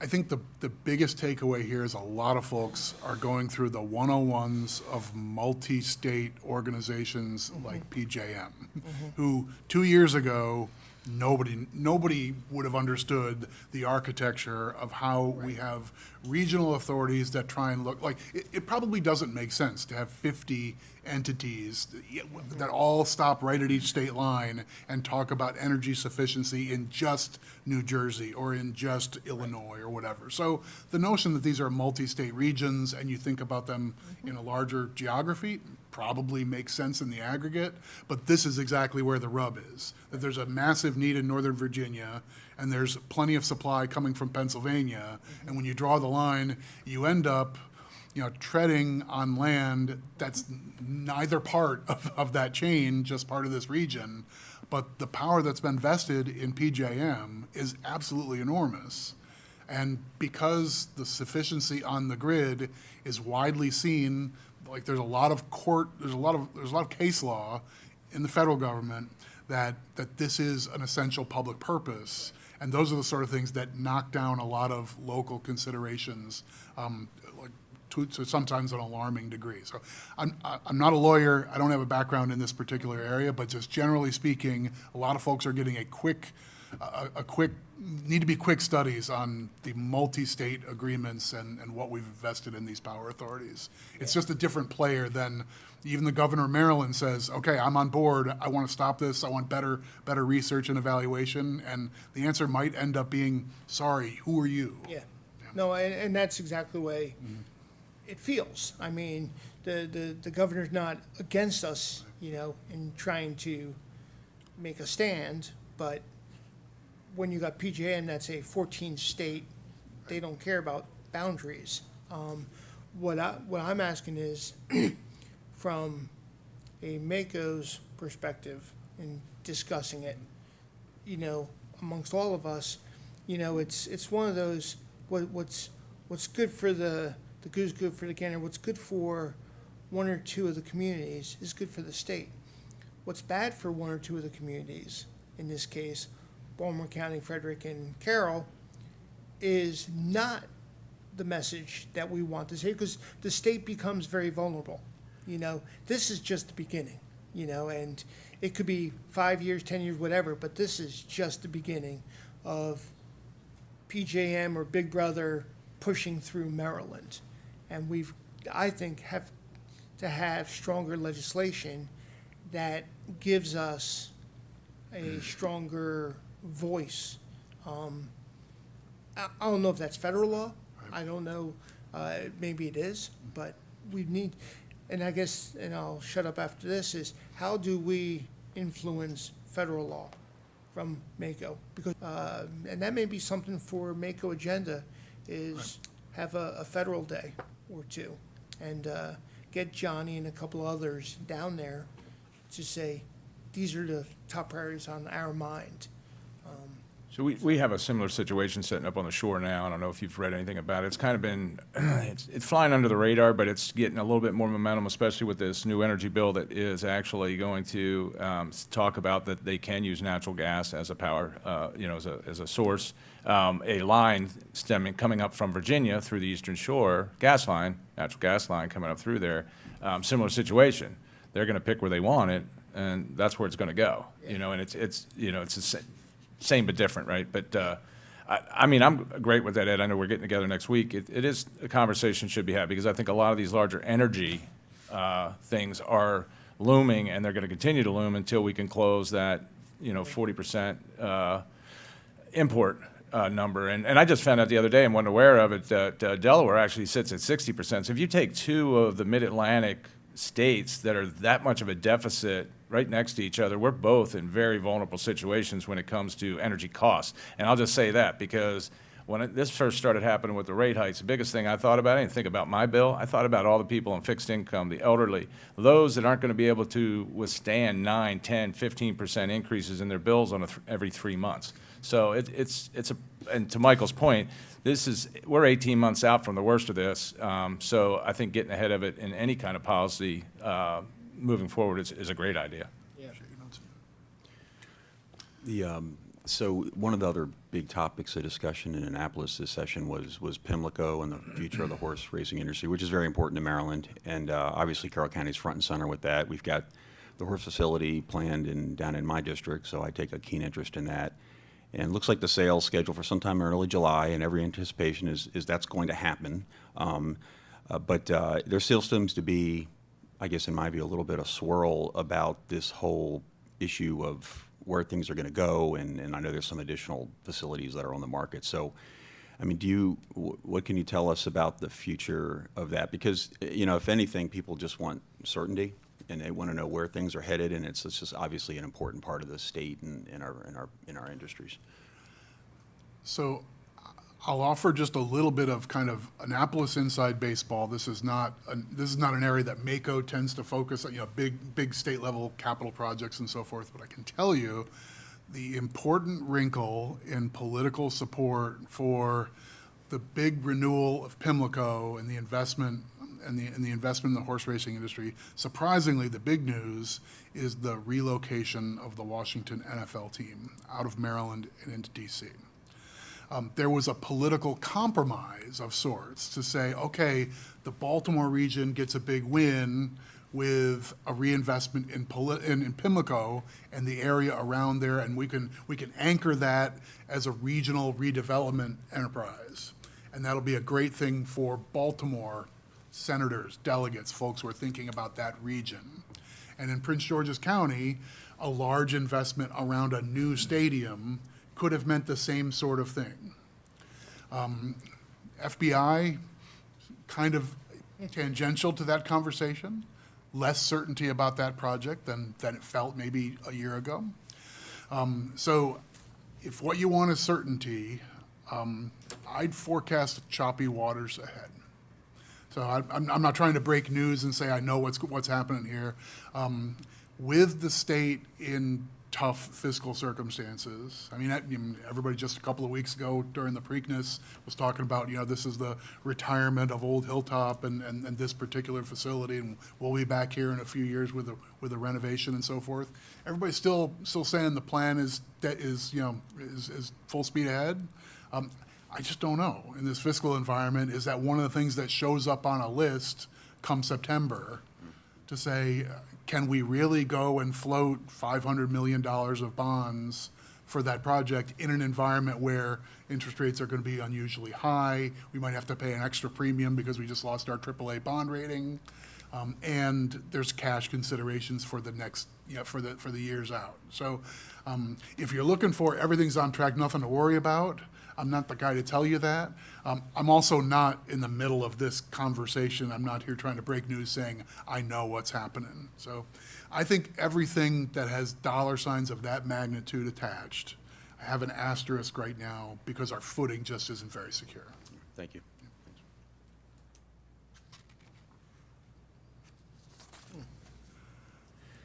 Commissioners, anything else? Well, we got the waiver for Blueprint. Yes, we were actually talking about that in the hallway. And, really, I believe, very strong kudos to our superintendent and our CCPS and Board of Education, and entire team and community that came out in large numbers with the concerns of both the blueprint requirements and then also the operational needs requirements. We, in our budget, I believe did extremely well, and I think we all think we did very well in passing our budget last week, but in that was the operational increase, the 13 million. The blueprint waiver is not changing the goalposts. It's just giving us another 10 yards. And That's a good way to put it there. I mean, it's the truth, and Yeah. we're gonna have to still deal with it, and that's again, you were talking about state requirements that are not funding the counties, and this is gonna be a very expensive bill, and it's not just us. I mean, it's across the state. Are we gonna attack any of it next session? So I'll do my best. My guess is the window for serious action on the blueprint will probably not be in the 26th legislative session. Okay. We're in a, there's a number of factors here. I'm going to try and do this really quickly because this could easily be 45 minutes and nobody wants that. But the concise version is the state still has a piggy bank paying for their share of the blueprint. They don't feel the blueprint in their general fund today, and it's not a contributing factor to their fiscal problem right at the moment. Right. Now, indirectly, there are things that they've put into that trust fund that otherwise could be in the general fund and making their fiscal crisis lesser. But at the moment with the construct they have, if they cut or stretch or delay the blueprint, it means nothing to the state's general fund in 26 or 27. 28 is when they run out of money in the piggy bank. They have to start paying cash for their side of the program, and their balanced budget suddenly is $2.5 billion to the red. Right. So it's a real issue for them, but it's just not right this minute. The governor brought a plan to the General Assembly as part of his budget balancing and said we should look at certain elements of the blueprint and still get there, but do so after a pause. He isolated collaborative time. One of the commitments that educators should have more time out of the classroom for working with peers, for professional development, and those sorts of things. We've all heard stories of teachers spending time on Saturday and early mornings and so forth just doing lesson planning because they don't have time during the workday to do that. The idea of making teaching a premier career opportunity involves more professional respect for those folks. That's an expensive thing to do, mostly because the way you get each teacher to spend only 60% of the time in class rather than about 80 is by hiring a lot more teachers. And we've got a lot of teaching vacancies today. There's a policy argument to say right now isn't the time to try and triple down on hiring more teachers. We can't even fill the jobs we have. That idea almost went nowhere at all in the General Assembly. And in the final analysis, they delayed it. They only did sort of a 2-year pause, and they gave a little bit of a break on the operational side of the collaborative time. There's a crack in the armor, in my judgment, that they were willing to pass a bill and take some of those concepts from the governor and pass them, suggests, okay, maybe the program isn't absolutely bulletproof and airtight. So there's hope that they may have a rational conversation ahead. The fact that the Oversight Board granted the Carroll County Schools waiver is another acknowledgement that the math here may not be mathing perfectly. You brought in a bunch of experts a number of years ago, but there's 2 big flaws with what they did in the Kerwin Commission back in 2018 that turned into legislation in 20 and 21. Mm-hmm. One of them is they didn't pin things to actual cost of living adjustments. They assumed what inflation was going to be through the whole decade of rollout. So when they ran the numbers in like 2018, they just said, well, inflation's going to be like it has been, 2.5%, something like that, through that whole decade ahead. The entire blueprint plan is pinned to numbers that assume there's not been much inflation since 2020. We all know that that's not what the American economy experienced through that window of time. So the state can say, we fully funded our formula, but the formula doesn't match reality. So that leaves the counties, particularly the counties who have to do the local share of the blueprint rather than just local maintenance of effort. The counties are on the hook for a bigger share than was ever intended. And almost nobody in Annapolis understands those two sentences I just said, that the formula was flawed and we're eating it. Second thing that's important here is a giant formula to oversimplify is about funding for all the kids and funding targeted to special categories of kids. The reason Carroll was the tip of the spear is you had a dramatic change in children in some of the special categories that need extra funding through the blueprint, that those dollars have to follow, 75 cents on the dollar has to make it to those schools and those kids. You're the first jurisdiction to run the numbers and say, what's going to be left over here in these other schools is totally unacceptable. Laying off people, 40 kids per class and so forth, that can't be the outcome that we really want. So that the Carroll waiver got accepted by the folks who are duty-bound to want the blueprint to work and succeed is, again, it's a sliver of light that the next few years there might be some more real reckoning. I think that the state not understanding is completely false. The state not wanting to listen is a much better way of saying it.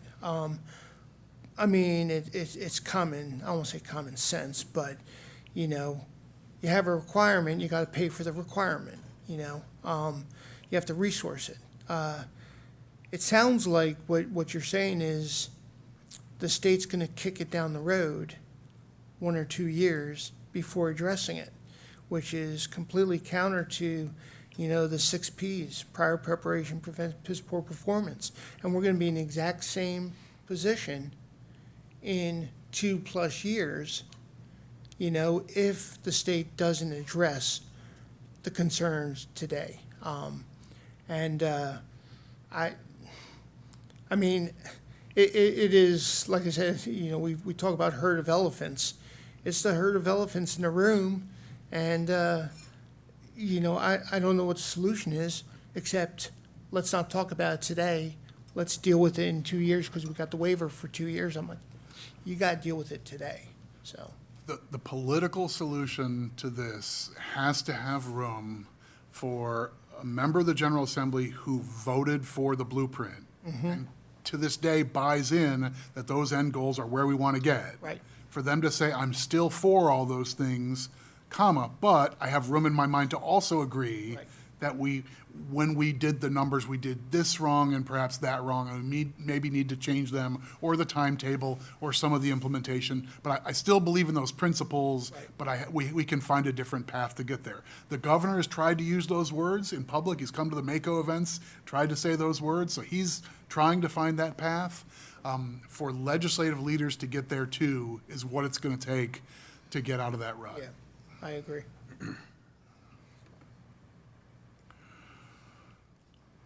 What else? Well, Commissioners, I appreciate the time today. Fantastic, great conversation. We all share the same concerns, and whether we're big or small, so. Thank you very much for I thought you taking were the both time. coming with like easy answers to stuff. That's what you want? You were in Annapolis this year. Where did you find the easy answers? I just want to. I'll tell you, I don't want the time to go without saying thank you, and not to you, Michael, but to your staff. And I suppose you too. But the team is amazing. I mean, they are selfless workers. They're very responsive. They are subject matter experts. When they leave the room, even if they may not be when they walk in the room, they do their homework and become subject matter experts and responsive to all of us and to our staff, which is more important than the 5 of us up here, but it's actually the staff that makes the work happen. And your staff does it better than I've seen in coordination with ours and with the community. So I really appreciate that. Thanks very much. And a Yeah. good thing with both conferences, but the summer conference, but it makes it even more hectic. You've attracted a lot of other people there, so it's a great opportunity for us to meet secretaries or whoever that, I'm not sure how many years ago that was the case, but it just seems like more and more are showing up there. And because of that, it's also nice in the evenings to bump into a lot of those people. So thanks for doing great conferences. Thank you very much. Thanks for having us, everyone. Appreciate Thank it. you. Thank you, gentlemen. Now we're going Which to talk. county's next? Now we're going to Michael? talk about Century High School stormwater management. A few more zeros on the numbers there. Yeah.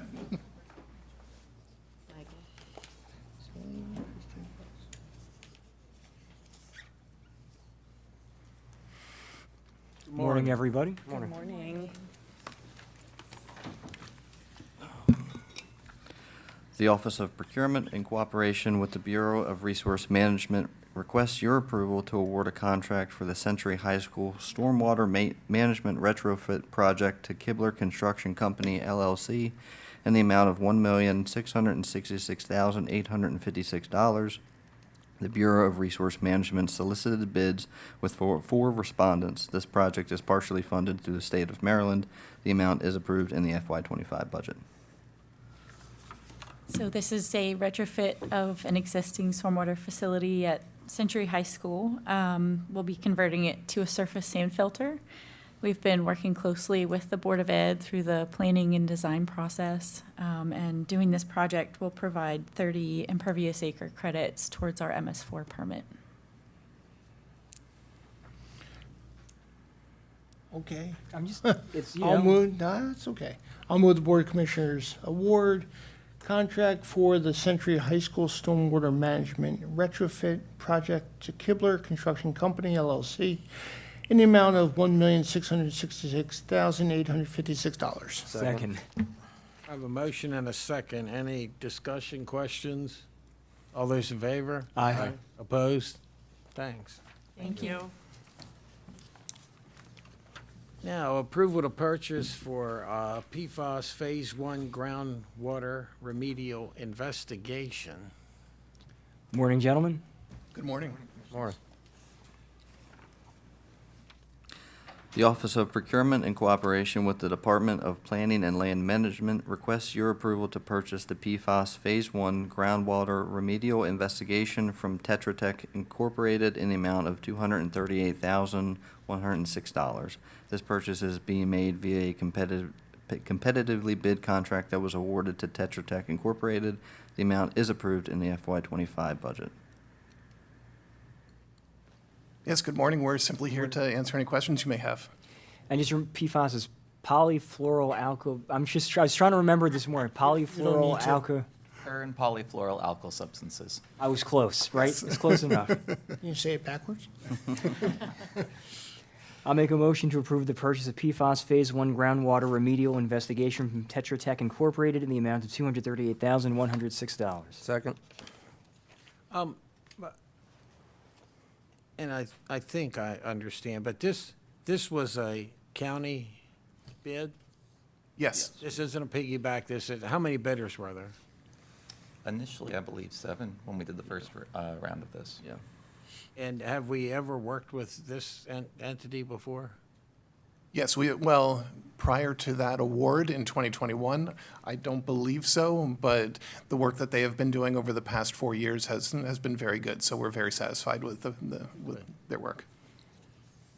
Any further discussion or questions? All those in favor? Aye. Opposed?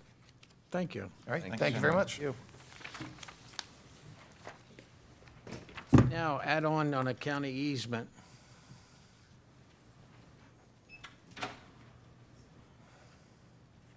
Good morning to you both. Morning. Good morning, Commissioners.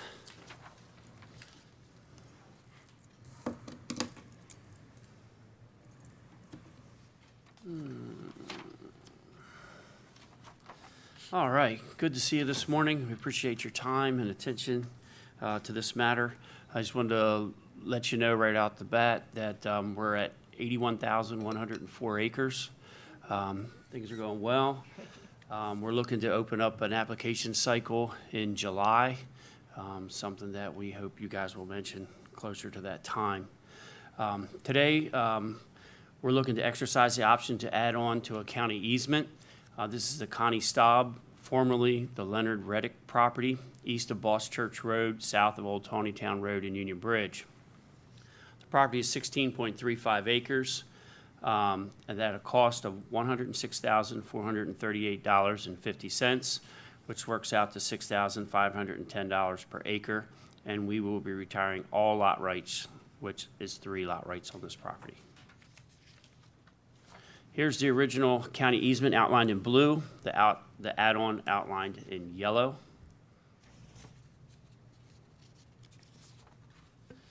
This is where the 2 properties fit into the local preservation in that area, very concentrated in the PPA. Here it is again in whole. This 16 acres actually used to be part of this property, before the 63 zoning changes. So once again, we're here for requests of final approval for the Connie Staub, formerly the Leonard Reddick property, east of Boss Church Road and south of Old Tawnytown Road and Union Bridge. Original easement acres of 170.633, add-on of 16.35 at a cost of $106,438.50. And that works out to $6,510 per acre, and we're retiring 3 lot rights. Motion to exercise an option to purchase an add-on to the Connie F. Staub, formerly Reddick property, the amount of $106,438.50. Second. I have a motion and a second. Any further discussion, questions? All those in favor? Aye. Opposed? Thanks. Thank you, Commissioners. Thank you. Thank you.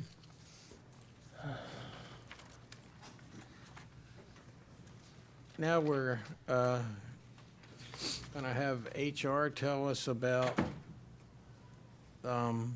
position classification system and the pay plan. The rest of us are on the edge of our seats. I'm sure. Good morning to both of you. Thank you. Hello, how are you all? Oh, Good to see you. good morning. Good morning. Good morning. Nice HR. to see you. Absolutely. So which one of you is H, which one of you is R? I don't know. Aaron's my driver today, that's for certain. You do slideshow up at the top and then from beginning. All right, so as Commissioner indicated on our agenda item, we are here to talk about a revised position classification system and pay plan. So this is something that has been going on for some time. So we'll start with the first slide as just a recap. So this is an initiative that has been going on since 2021. Back in 2021, it was realized that we really needed to take a look at what we were doing to attract and maintain, retain our employees. There was a study done, had 2 pieces to it. The first piece you'll see there was the organizational and workforce assessment piece of it. There were a few pieces of that, some of them that I'll just go over real quickly as to what we've done in the past few years. There were wage scale adjustments and longevity considerations in August of 2022. That did help us to sort of stop the bleed at that time. We were able to make some changes to our recruitment efforts. You may recall we've presented to you an employee value proposition, which we use now in our recruitment materials. We also have a formal outreach in partnership with area high schools and vocational programs. We're leveraging our workforce development opportunities. We've enhanced our internship programs, as you saw this morning with Sydney. We have an intern, and she was my prop. I asked her to come in and be here this morning, so that was great. And we've been attending networking and educational events and activities within the local community. Our goal is to make Carroll County government an employer of choice. So that is all that we're doing currently, job fairs, recruiting strategies, promotion of our brand on LinkedIn and Handshake. We did some leadership and career development. We have targeted training now for our leadership employees. We've hopefully improved the employee culture and engagement. We do stay and exit interviews. You implemented the employee referral policy, which has been highly used. There's been changes to Chapter 36, flexible work arrangements, increase in our bereavement leave, all kinds of things that have certainly helped the culture here at Carroll County Government and has allowed us to attract and retain employees. HR has become more service-oriented as far as our organizational changes. We've become more strategic with our recruitment and retention initiatives and have aligned more with organizational needs, and that falls under the staffing and organizational changes piece of it. So that work has already been done, is ongoing, constantly looking for ways to improve that and to continue showing Carroll County Government as an employer of choice. But what we're here to talk about today is the second piece of this, which is market study and job classification structure assessment. So the next slide is the first piece of that. We updated all position descriptions. Some of this, again, is things you've seen before. We reviewed and update them and put them into a new format. We've tried to make them a little more interesting, informative, definitely accurate, and relevant to our job seekers. As part of this process, Erin has personally reviewed, I believe, 417 different job descriptions. So she has been tied to this project along with Lori Hierstetter in our office. They've been very integral in this whole process and the development of this new system. Why did we want to update our position descriptions? Certainly to improve our recruitment and retention, communicate the expectations and accountability standards properly, establish a consistent approach to qualifications and competencies, confirm our classifications, which again is where we're going with the presentation, and then develop a framework to update and build career ladders. All directors and designated management were part of this process, so it wasn't like Erin created all these job descriptions, sent them out and said, this is what you're gonna do. She really feels like she did. Yeah, she feels like she did. This was all something that the departments participated in, and we're very thankful for their help with that. They were very much engaged, and we do appreciate that. So you may recall, I think it was probably before you were in office, you helped us with a survey on establishing our core competencies and our leadership competencies. These are what came out of that, just a reminder. Core competencies are on every job description.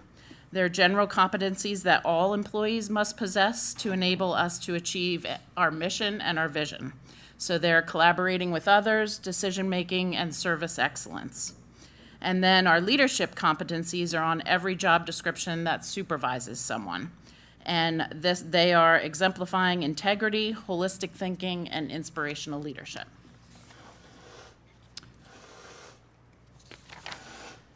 We also established job family and job specific competencies. These were again done with the assistance of the departments. The job family competencies are common to a group of jobs. So you'll see there that we group jobs into administrative, professional, public safety, and trades. And then the job specific competencies are those that include specific skills and knowledge to perform a position effectively. So they apply to specialized fields, technical competencies, and then also to subject matter experts. So what we did with all those competencies then, again with the help of the departments, was go through leveling of them. So there's 5 levels in the system that we're using to manage these competencies. The first one is the basic level, and then the highest level 5 is for expert or top leaders. So this helps employees see what is necessary to move forward in their career. So if I'm in a position that indicates that my particular competency for that position is basic and I want to move up in the organization, I can see where I need to go with my competencies in order to build up and to move into a position that has a higher level competency and potentially a higher level classification. The next thing we did was determine what factors we wanted to look at, what factors were important to us as an organization when considering the leveling of the positions in the classifications system. So previously, our pay scale was one large pay scale. It was everyone on the same pay scale, whether you were exempt, salaried, or non-exempt hourly. So the first thing we did was decide that we thought it would make sense to present to you two different pay scales, one being for exempt employees or salaried employees, and one being for non-exempt employees. So you'll see the factors that we used here. These factors were presented again to the directors. They were part of the discussion in determining, what weight essentially we put on these factors. Some of them you'll see are consistent across both scales. Some are a little bit different. What we did then was take a look at every position, and we assigned a score to the factor for that particular position using the position description. So Aaron, again, looked at all those 417 job descriptions. We worked through every one of them, and we came up with the level. We actually graded each position so that we could come up with a scale of where each position fell in the classification levels.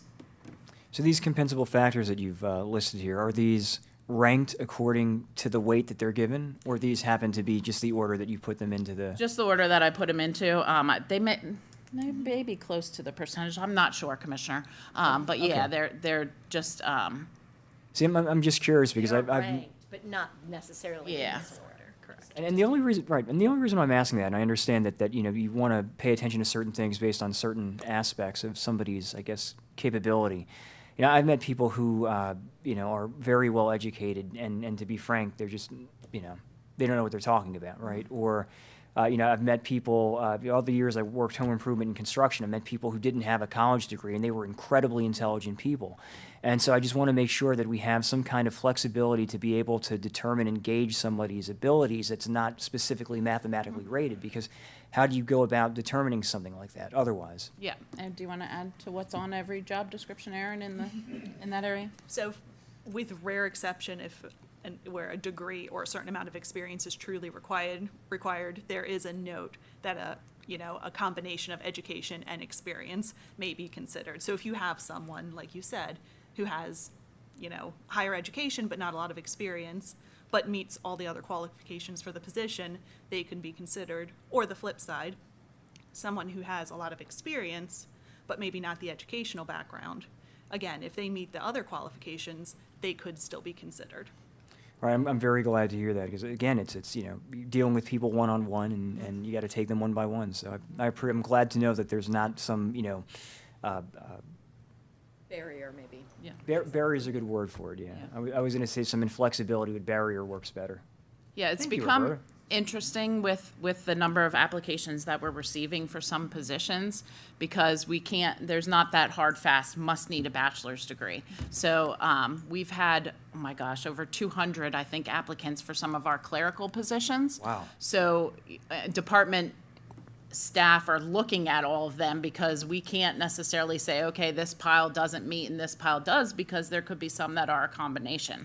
So that has really opened up the pool, and sometimes to a pretty large amount, but we're hopefully getting the best candidate then out of that pool. Awesome. Thank you both very much for that.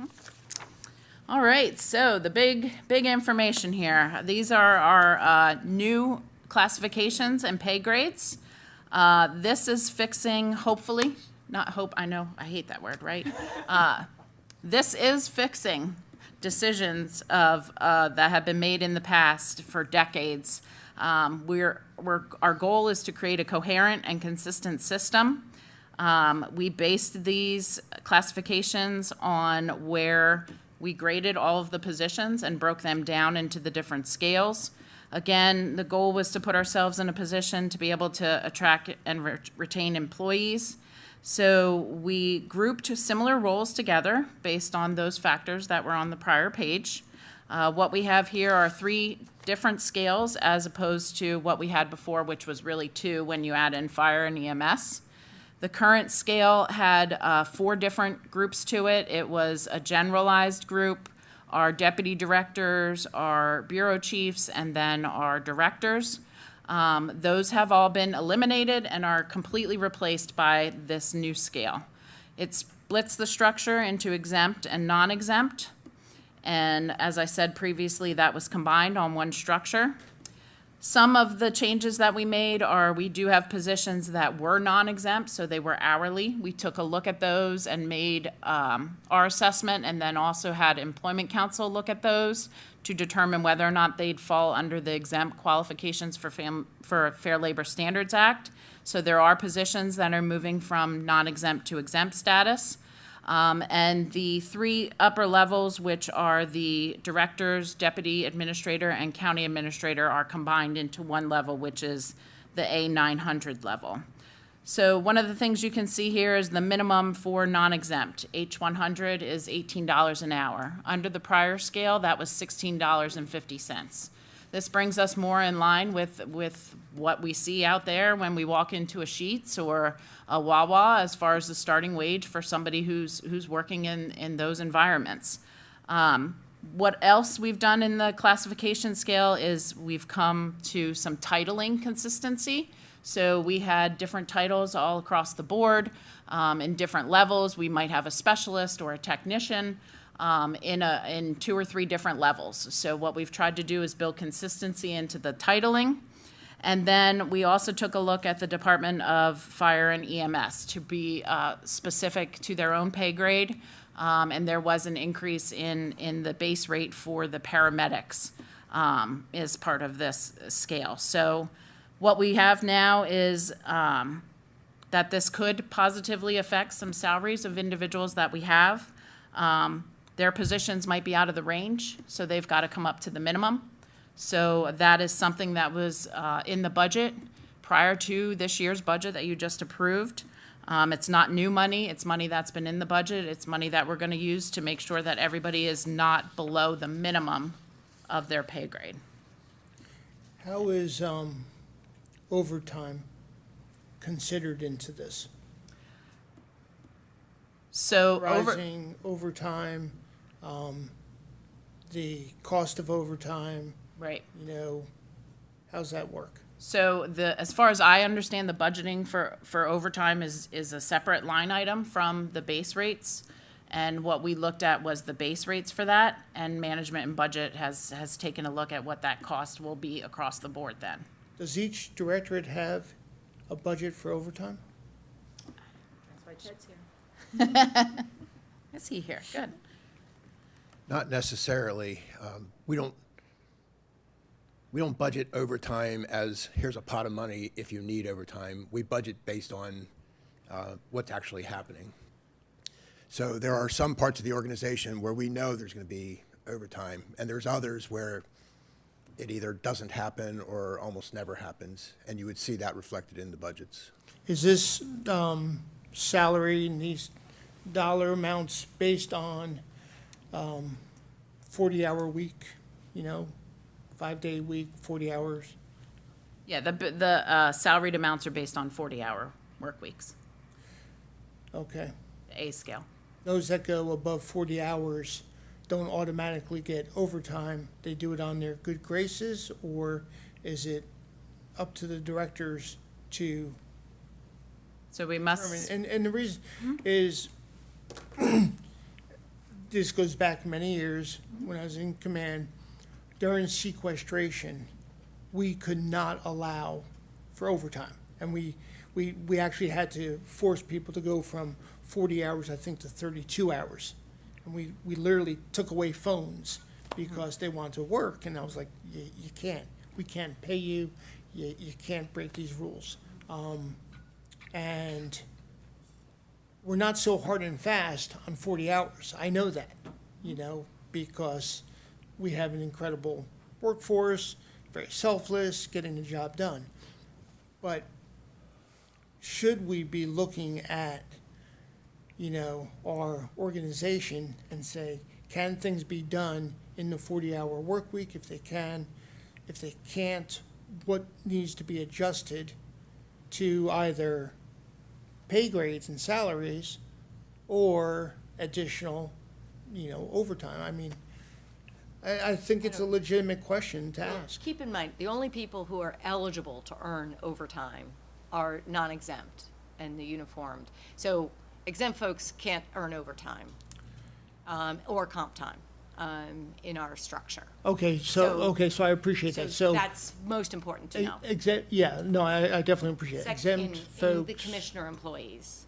Say that one more time. In the county commissioner employees, the sheriff's department is slightly different. Since you're here. So just in the commissioner employees. And then the folks that work overtime, generally speaking, for commissioner employees, are because of a certain situation. The easiest example, of course, is a weather event. And roads and facilities, et cetera, our public works folks are out, pushing snow and things. There isn't, generally speaking, and I don't want to, generalizing, you're always going to be wrong, right? But generally speaking, there isn't a regular built-in overtime component to your workforce. And that was a big part of it, was the limitations on exempt or non-exempt. So the A scale is the exempt, and they would not receive overtime. And then the H and the U scale are the ones that would be eligible for overtime. That's why they're shown separately on this slide, because the A scale is a salaried amount as opposed to the hourly amounts for the H and the U scale.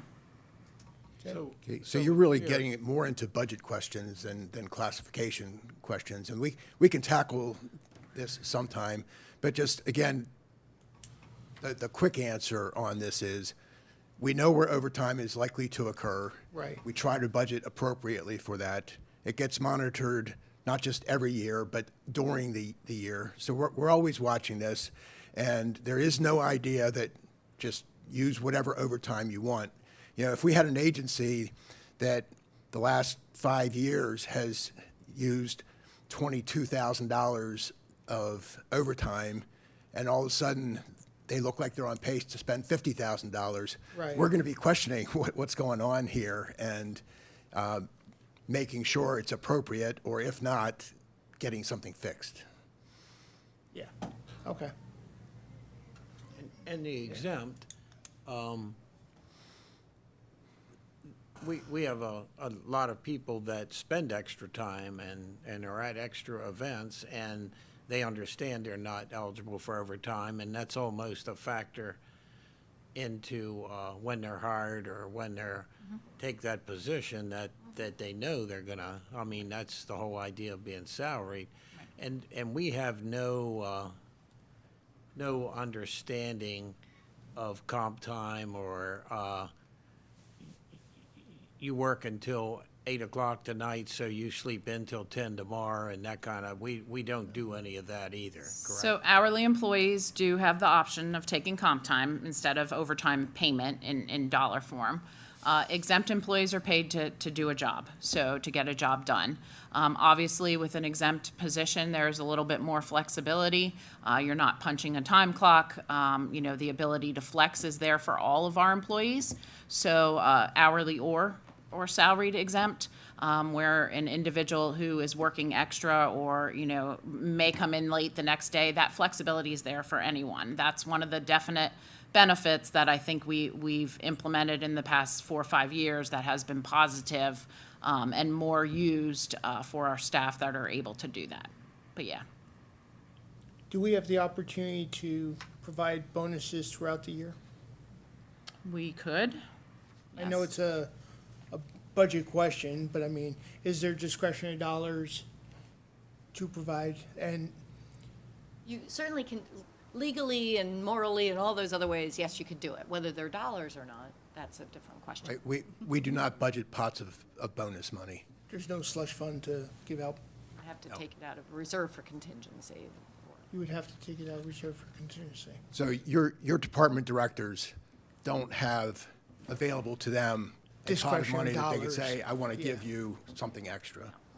So HR won't give me overtime, and it sounds like I'm not getting a bonus either. It's probably right, yes. No, but it's I'll frustrating. see you in that boat. And the 5 of you aren't on this scale. Yeah, right. You know, again, it's just, it doesn't get said enough, but our workforce is just amazing. I mean, going to the, the drug court, you know. Heidi was there with 4 or 5 the workforce for management budget, and it was like they're just there and to support the community. You know, Yeah, not and that expecting was anything. one of the goals of this entire project, and, you know, it has taken time because it does require us to be very thoughtful about how we're developing this, because the intention is to build a classification system that is consistent and that we're able to maintain going forward. And we believe, and again, through the work that Aaron and Lori have preliminarily done, that this is where we're at with this scale I and agree. where we're gonna move forward positively. Your leaders are leading by example. You know, I don't like to give you credit for anything, I know. so I won't. But Celine, you, others, Valerie, I mean, everyone, you know. And I definitely won't even talk about Roberta over there because I yell at her every night to get out of here. But, And that's the other important piece, that they've all been part of this. Yeah. This is, again, not something that HR has come and said, this is what it needs to be. It's been a collaborative effort, and hopefully, you know, we're able to move forward in that manner, because Yeah. really it's the organization's need. It's not what HR needs. It's not what a particular department needs. The entire organization that falls under your authority definitely needed to have this straightened out, and I feel that we're there. and government's defined by people, and we just are fortunate. So, okay. All right, so then we'll just go to the last slide. As far as next steps, assuming you are agreeable to us moving forward, we're going to communicate to the employees regarding these changes. They would become effective June 19th. All positions will have a new grade level on the scales that we showed you previously. Some positions will be in a grade level with a higher minimum and a higher maximum pay rate, depending on where they fall. Some positions will also have an updated title, and some positions that were non-exempt or hourly will move to exempt. We're going to continue reviewing our pay practices and pay methodology. You may have to see me again regarding some of the things that are outlined in Chapter 36 and Chapter 37 as far as our pay practices. We're going to continue to analyze and develop aligned standards for existing and new career ladders. That's our next step. So here we are, we're putting everybody in the proper classification. We reviewed your job description. This is the classification you belong in, but what does it look like if you're going to progress, or how do you build upon that and move forward with your position in the organization? And lastly, this is all building towards development of a performance management program, revamping the annual evaluation. That's something that we want to do. It all ties back to those competencies that we developed. So that's very exciting for us that we have those standards. We have that scale, the 1 through 5, you know, where are you at on that scale? Are you performing up to what your job to the position? You know, you were not there because you already didn't like me, but Yeah, sure. one of the things that we talked about, and one of the reasons that I was really excited to come here was because I knew that the board then, and I feel that you do as well, really wanted to improve and again, make Carroll County government an employer of choice, and I was excited to be part of that. So I appreciate that. And thank you for all of your work. Thank you. Is there a significance to it being June 19th and not July 1st? So we are working to get that done because we can't do things on 2 different dates in the payroll system. So that's the next first of a pay period. Okay. So. Motion to approve the revised position classification system and updated pay plan. Second. I have a motion and a second. Any further discussion or questions? All those in favor? Aye. Opposed? Thank you. Thank you very much. I'm just glad we understand each other, so, yeah, that's good, We understand each other. yeah. Just turn the slideshow on there, yeah. Now we're going to talk about the Carroll County Public Safety Pension Plan. You're one for one. Yes, so I am here to ask, to present information for your consideration to move this item to a public hearing. As part of your fiscal year 2026 budget process, you had requested the following changes to the Public Safety Pension Plan. First one being an increase in benefit for catastrophic and non-catastrophic line of duty disabilities. Currently, that is at 45% for catastrophic and 35% for non-catastrophic. The proposed, what you had indicated was that you'd like to move that to 66 2/3 for both, effective July 1st, 2025. There was also a request to increase the benefit multiplier.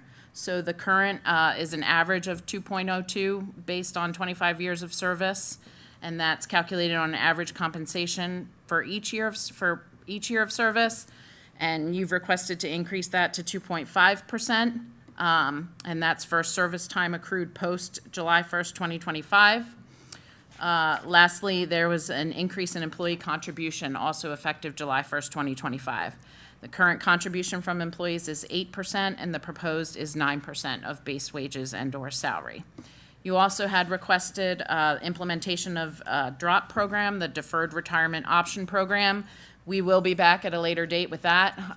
That was something that we were able to implement as of, the request was to implement that as of January 1st. So we'll work on that, definitely get it back to you in a timely manner. That one requires a little bit more work and planning and options to take a look at with that. So I would like to ask you to please authorize moving this to a public hearing. I move the board authorize this item to proceed to public hearing. Second. I have a motion and a second, and I have one question. So this type of public hearing, what's the timing, and will this delay the effective date? So our intentions are to have the public hearing on the what's today's date? 26th. And then what we're gonna do is we'll have the amendments to the plan ready to go for the public hearing timeframe that it has to be advertised. And then we'll have that for your review and consideration on the 26th. And so that'll be a public hearing in here. Yep. And at that time, we can vote yes or no. Yep. You'll see me again. And Really? we don't have a concern on advertising for it or anything like that. There's no requirements for that. We're going to run an advertisement. We have time. We have time. Yeah, it's Okay. going to be handled just like an ordinance adoption, Okay, but it can be adopted that day. okay. Any other questions or discussion? All those in favor? Aye. Aye. Opposed? Thank you. Thank you. Thank Have you. a good rest of the day. You too. Thank you.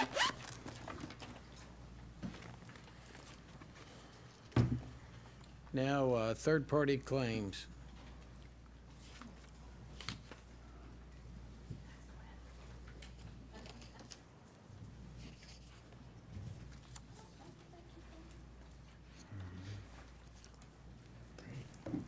Good morning, everyone. Morning. The Office of Procurement, in cooperation with the Office of Risk Management, requests your approval to award the contract for third-party claims administration to Cisco Inc. in the amount of $59,000. This purchase will be made via the City of Rockville MD contract, RFP 14-24, that was competitively bid. This amount is approved in the FY26 budget. So this contract is actually to provide the third-party claims administration services, which we call TPA, for our county self-insured workers' compensation program and employers' liability for the claims that we have here at the county. Motion to award a contract to Cisco Incorporated to provide third-party claims administration services in the amount of $59,000. Second. I have a motion and a second. Any questions or discussion? How'd you find Rockville? I mean, as far as having the contract piggyback on Drive them. south from here. I have absolutely no out interest. the parking lot and I you have turn no right. interest going to Rockville, but how, I mean, just, I think I have to give the credit to Cecilia on this one, and just from her being in the industry and having contacts, I have to give the credit to you on that one. So to be honest, we had Cisco previously as the TPA. Right. About 12 years ago. uh-huh. So that's where kind of the conversation started, and I know they helped us out a lot in the Yeah. past. So when it came up for renewal, they bid on it, and Yeah, that's great. how we got Cisco okay. in Rockville. Any other questions, comments? All those in favor? Aye. Opposed? Thank you. Thank you.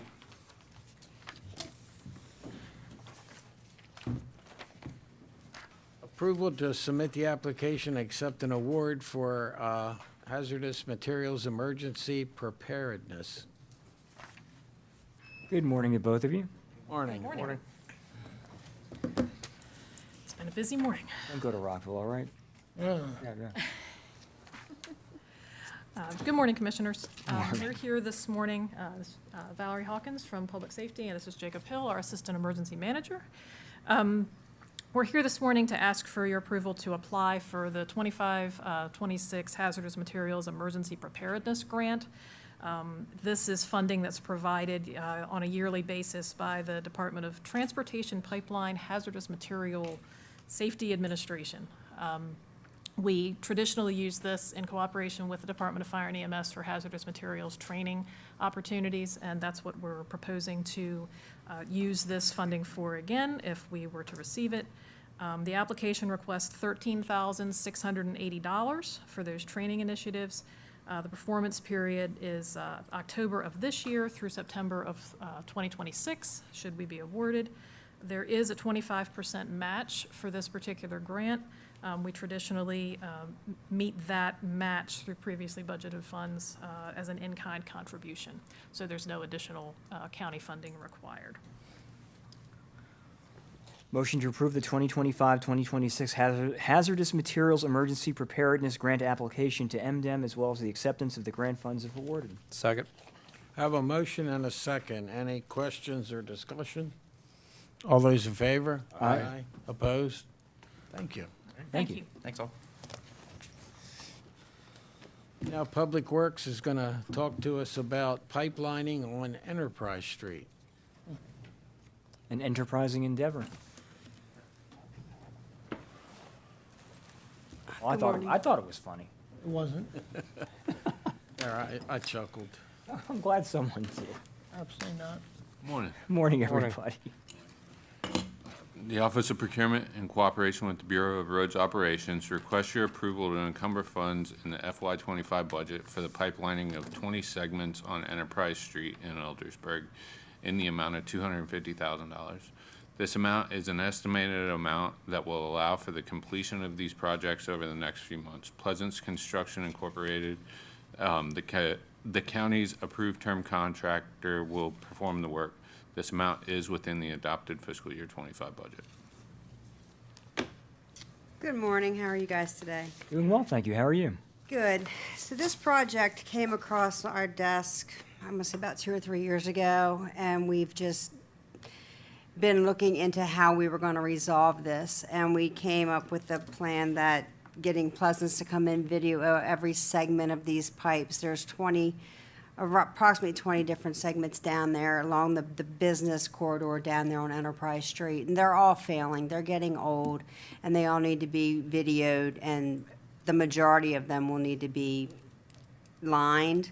I don't have the videos as of yet. They're still in the process of measuring and doing that. So we had the funds in the budget, and we wanted to encumber this to get this started, hopefully over the summer, since it's been on our board for a few years. As the segments are being evaluated, will there be disruption on Enterprise?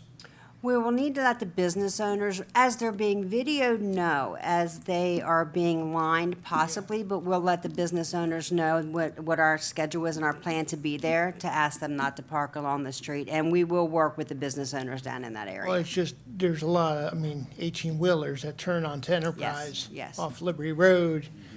So it's not necessarily the business owner, it's those 18-wheelers,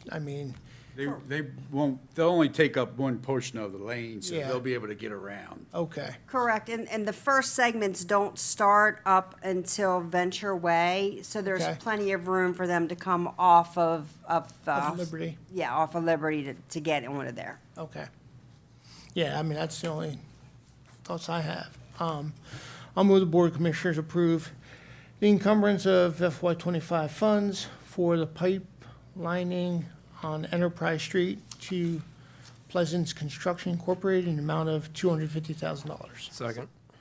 I have a motion and a second. Any discussion or questions? All those in favor? Aye. Opposed? Thank you. Now, blacktop for chip seal repairs. The Office of Procurement, in cooperation with Bureau of Roads Operations, requests your approval to encumber funds in the FY '25 budget for the repair and patching of 9 chip-sealed roads throughout the county in the amount of $325,000. This amount is an estimated amount that will allow for the completion of these projects over the next few months. C.J. Miller Incorporated is the county's approved term contractor. This amount is within the adopted fiscal year '25 budget. So the chip seal roads, they were a project that were done, part of the roads were done 21, 22, and 23, and they were chip sealed, they were done on gravel roads, and some of them are failing with multiple areas. These funds are for our crews to be able, the roads crews to be able to dig up some of the bad areas and then put blacktop patching down because they're just failing. They've got spring heads and just not graded the best. And it's just a process that needs to be done. Next week, we'll be coming to do a second layer of chip seal we'll be bringing to you. This is in preparation. We want to be able to do some patching and then do that double layer of chip seal on all the gravel roads that we started with the project. So there's either unit prices or some allowance in this if they have to undercut. The failing areas didn't fail because of the surface, so whatever you got to do to. Correct, right. There's some that we will need to dig out and we'll have to build the road back up and then we'll do a little blacktop patch and then that's what this is for, to blacktop the mainly failing areas before we can chip seal And this is again. any part of the county? The gravel roads, yeah, the 52 miles of gravel roads, I have specific roads listed for this particular road, which is Dr. Slightly, Turkey Foot, Babylon, Green Meadow, Hugh Shop, Rockland, Roops Mill, Sam's Creek, and Base Horse Mill. So it's throughout the entire county. Is this putting, in your judgment, a whole bunch of Band-Aids on a problem that's existing? And should we be looking at blacktop or another alternative than continuing to, Personally, I feel a thin layer of blacktop would be the best option. But when you blacktop and you harden a road, there's a lot of drainage issues and things that you actually have to acquire property to be able to do correctly. Which these are rural roads that we're not gonna get, permission to blacktop. And the difference in the expense of what chip seal versus asphalt. Versus the blacktop, correct. Oh, I understand that. It's just after so long of putting more blacktop,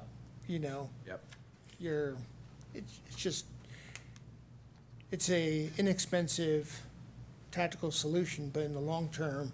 Correct. Right. When do we say stop and harden the road appropriately so we won't have to do this? But if this is the best approach, then okay. And some of the gravel dirt roads you did blacktop, and you may get to patch some of those also. It's like you say, That's correct. It's poor drainage by nature. And spring heads that pop up, we've had some areas spring that have failed, that hadn't failed in the past, but we've had so much rain. So, you know, we're finding a little more each time. Motion to approve the encumbrance of FY25 funds to purchase blacktop material for the repair and patching of 9 chip-sealed roads to C.J. Miller Incorporated in the amount of $325,000. Second. I have a motion and a second. Any further questions or discussion? All those in favor? Aye. Opposed? Thank you. Now, shotcrete linings on Placid Drive. The Office of Procurement, in cooperation with the Bureau of Roads Operations, requests your approval to use ProShot Concrete Incorporated to pneumatically apply shotcrete to inverts to one pipe nearest 1400 Placid Drive in Sykesville at a cost of $31,812.50. This cost includes mobilization, joint repairs, debris removal, traffic control, and invert lining. This service is being purchased via contract IFB number 22-243, which Harford County competitively bid. This amount is within the approved budget. So this is a pipe down on Placid Drive, which is down off of Route 32. That is failing. The bottom of the pipe is disappearing. We're getting voids around the pipe itself, so we want to have ProShot come in, do their invert lining like they've done for us in the past to stabilize the pipe, and then we will go back in and try to fill the voids and prevent the road from failing. I'm just trying to remember where Placid Drive is.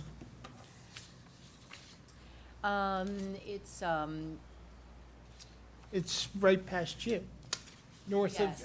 of you on the left. Yes, Okay. it's by Freedom Freedom Elementary Elementary. Yeah. Yeah. Okay, that's what, got it. Move the Board of Commissioners approve the purchase of shotcrete lining services from ProShot Concrete Incorporated in the amount of $31,812.50. Second. I have a motion and a second. Any discussion or questions? All those in favor? Aye. Opposed? Thank you. Now shotcrete linings on Owings Road. The Office of Procurement, in cooperation with the Bureau of Roads Operations, requests your approval to use ProShot Concrete Incorporated to pneumatically apply shotcrete inverts to one pipe nearest 1230 Owings Road in Westminster at a cost of $95,980. This cost includes mobilization, joint repairs, debris removal, traffic control, and invert lining. This service is being purchased via contract IFB number 22-243, which Harford County competitively bid. This amount is within the approved budget. So this particular pipe is another one of these that are 80 feet below ground. It's very deep, which reflects the cost of the repair of this. This particular pipe also has joints that have broken apart. There's a lot of debris that is in this pipe from the joints that have split and allowed all the gravel and the dirt to fall down in. There is no bottom in this pipe at all.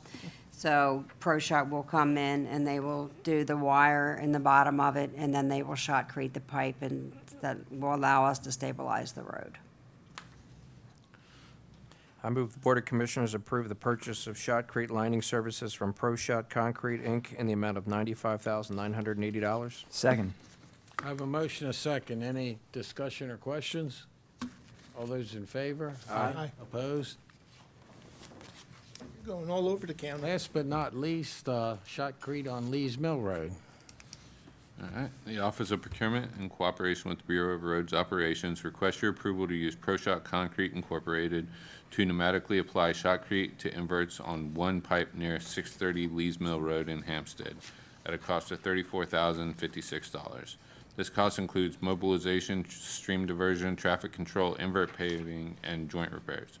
This service is being purchased via contract IFB number 22-243, which Harford County competitively bid. This amount is within the approved budget.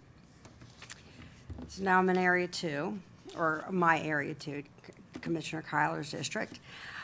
This is actually an RCP pipe versus a CMP, but it also is failing and has a few joints that have split apart. So ProShot will come in and do a 6-foot wide invert on that one and seal 8 joints for this concrete pipe that's split apart. I didn't think anything fails up at Hampstead. What's that? I didn't think anything fails up at Hampstead. It doesn't. Okay, just, you know. I move the Board of Commissioners approve the purchase of shotcrete lining services from ProShot Concrete, Inc. in the amount of $34,056. Second. And I would like to note that this is pretty cheap compared to like the other ones. It's not as deep. Any- Makes a little difference. Any questions or discussion? All those in favor? Aye. Opposed? Thank you. Thank you. Good job. Thank you. Do we have any callers for public comment? I have no callers on the line, sir. And we don't have any here? Do you- Admin session open. Do we have any topics that we want to discuss in admin session open? Not for me. Nope. So I guess we're ready for agenda review. Thank you, Wanda. Good morning. How are you today? Good, how are you? Doing well, thank you.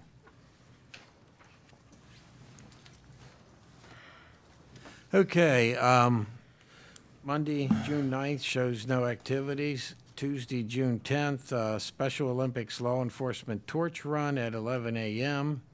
Leadership Carol commencement for a class of 2025 at noon. That shows no one. The Special Olympics shows Commissioners Gordon, Kyler, and Rothstein. And then that evening is Ag Center Board meeting at the Ag Center, Commissioner Kyler.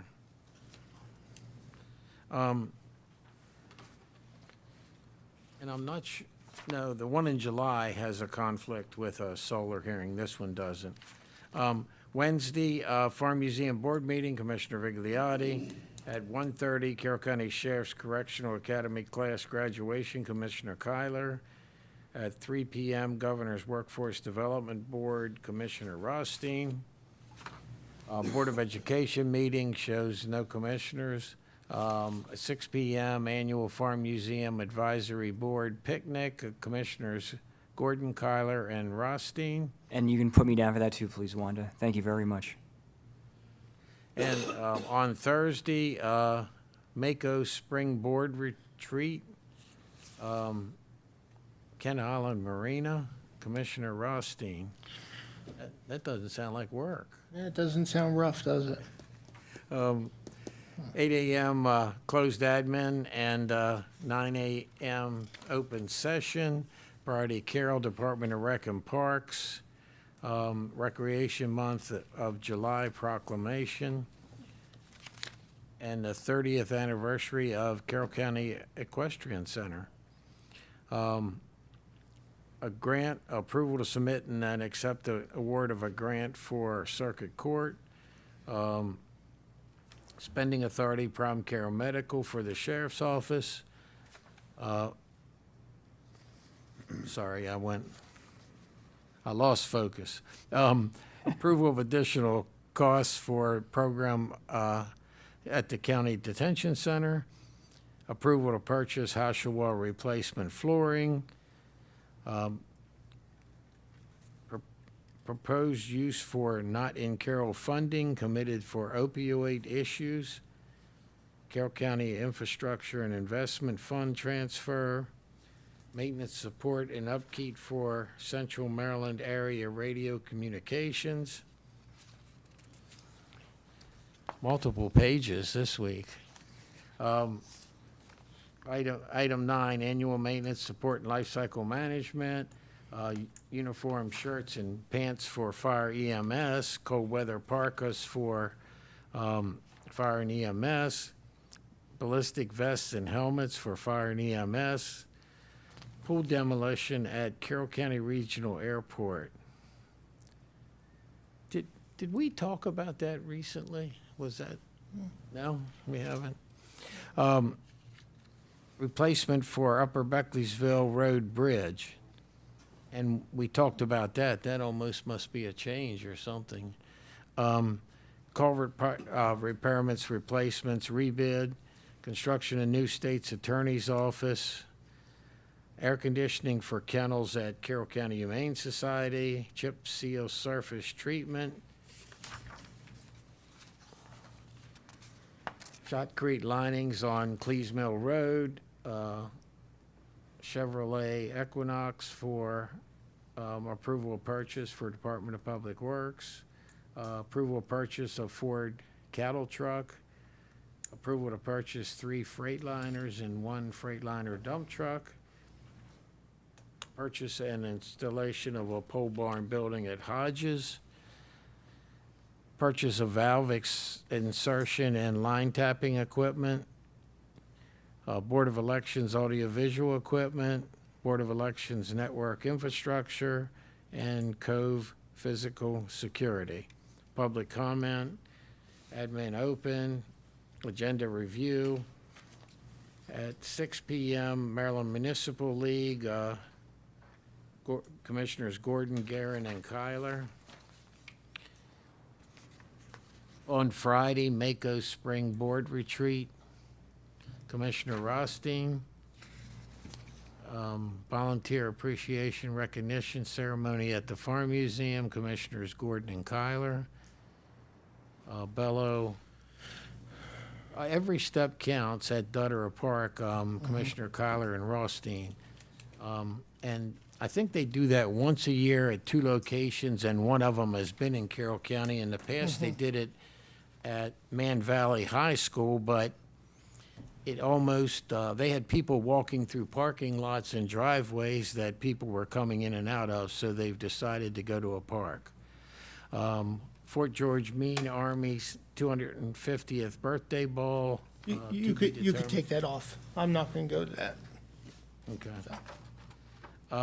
And Commissioner Kyler has the podcast. That'll be exciting. I'm looking forward to it. Thank you. I gotta listen to something before I go to bed at night. Okay, the second week, Monday, June 16th, American Legion, Maryland Boys State Program Commissioner Rothstein. And that is Boys State. It's going on and you're part of it. Yes. Yeah, awesome. Yes. And you did it last year. I did. Right? Yeah, it's a great opportunity. Yes, it's, like I say, that's awesome. Yeah. Planning and Zoning Commission, Commissioner Gordon, Veterans Advisory Meeting, Commissioners Gordon and Kyler, Carroll Community College Board of Trustees, Commissioner Kyler. On Thursday, June 19th, all county offices are closed. On Friday, we show no activity, Saturday, no activity, and Commissioner Gordon does the podcast. Everybody happy? Thank you. Does somebody want to make a motion to adjourn? So moved. Second. I have a motion, a second. All those in favor? Aye. Opposed? Thank you.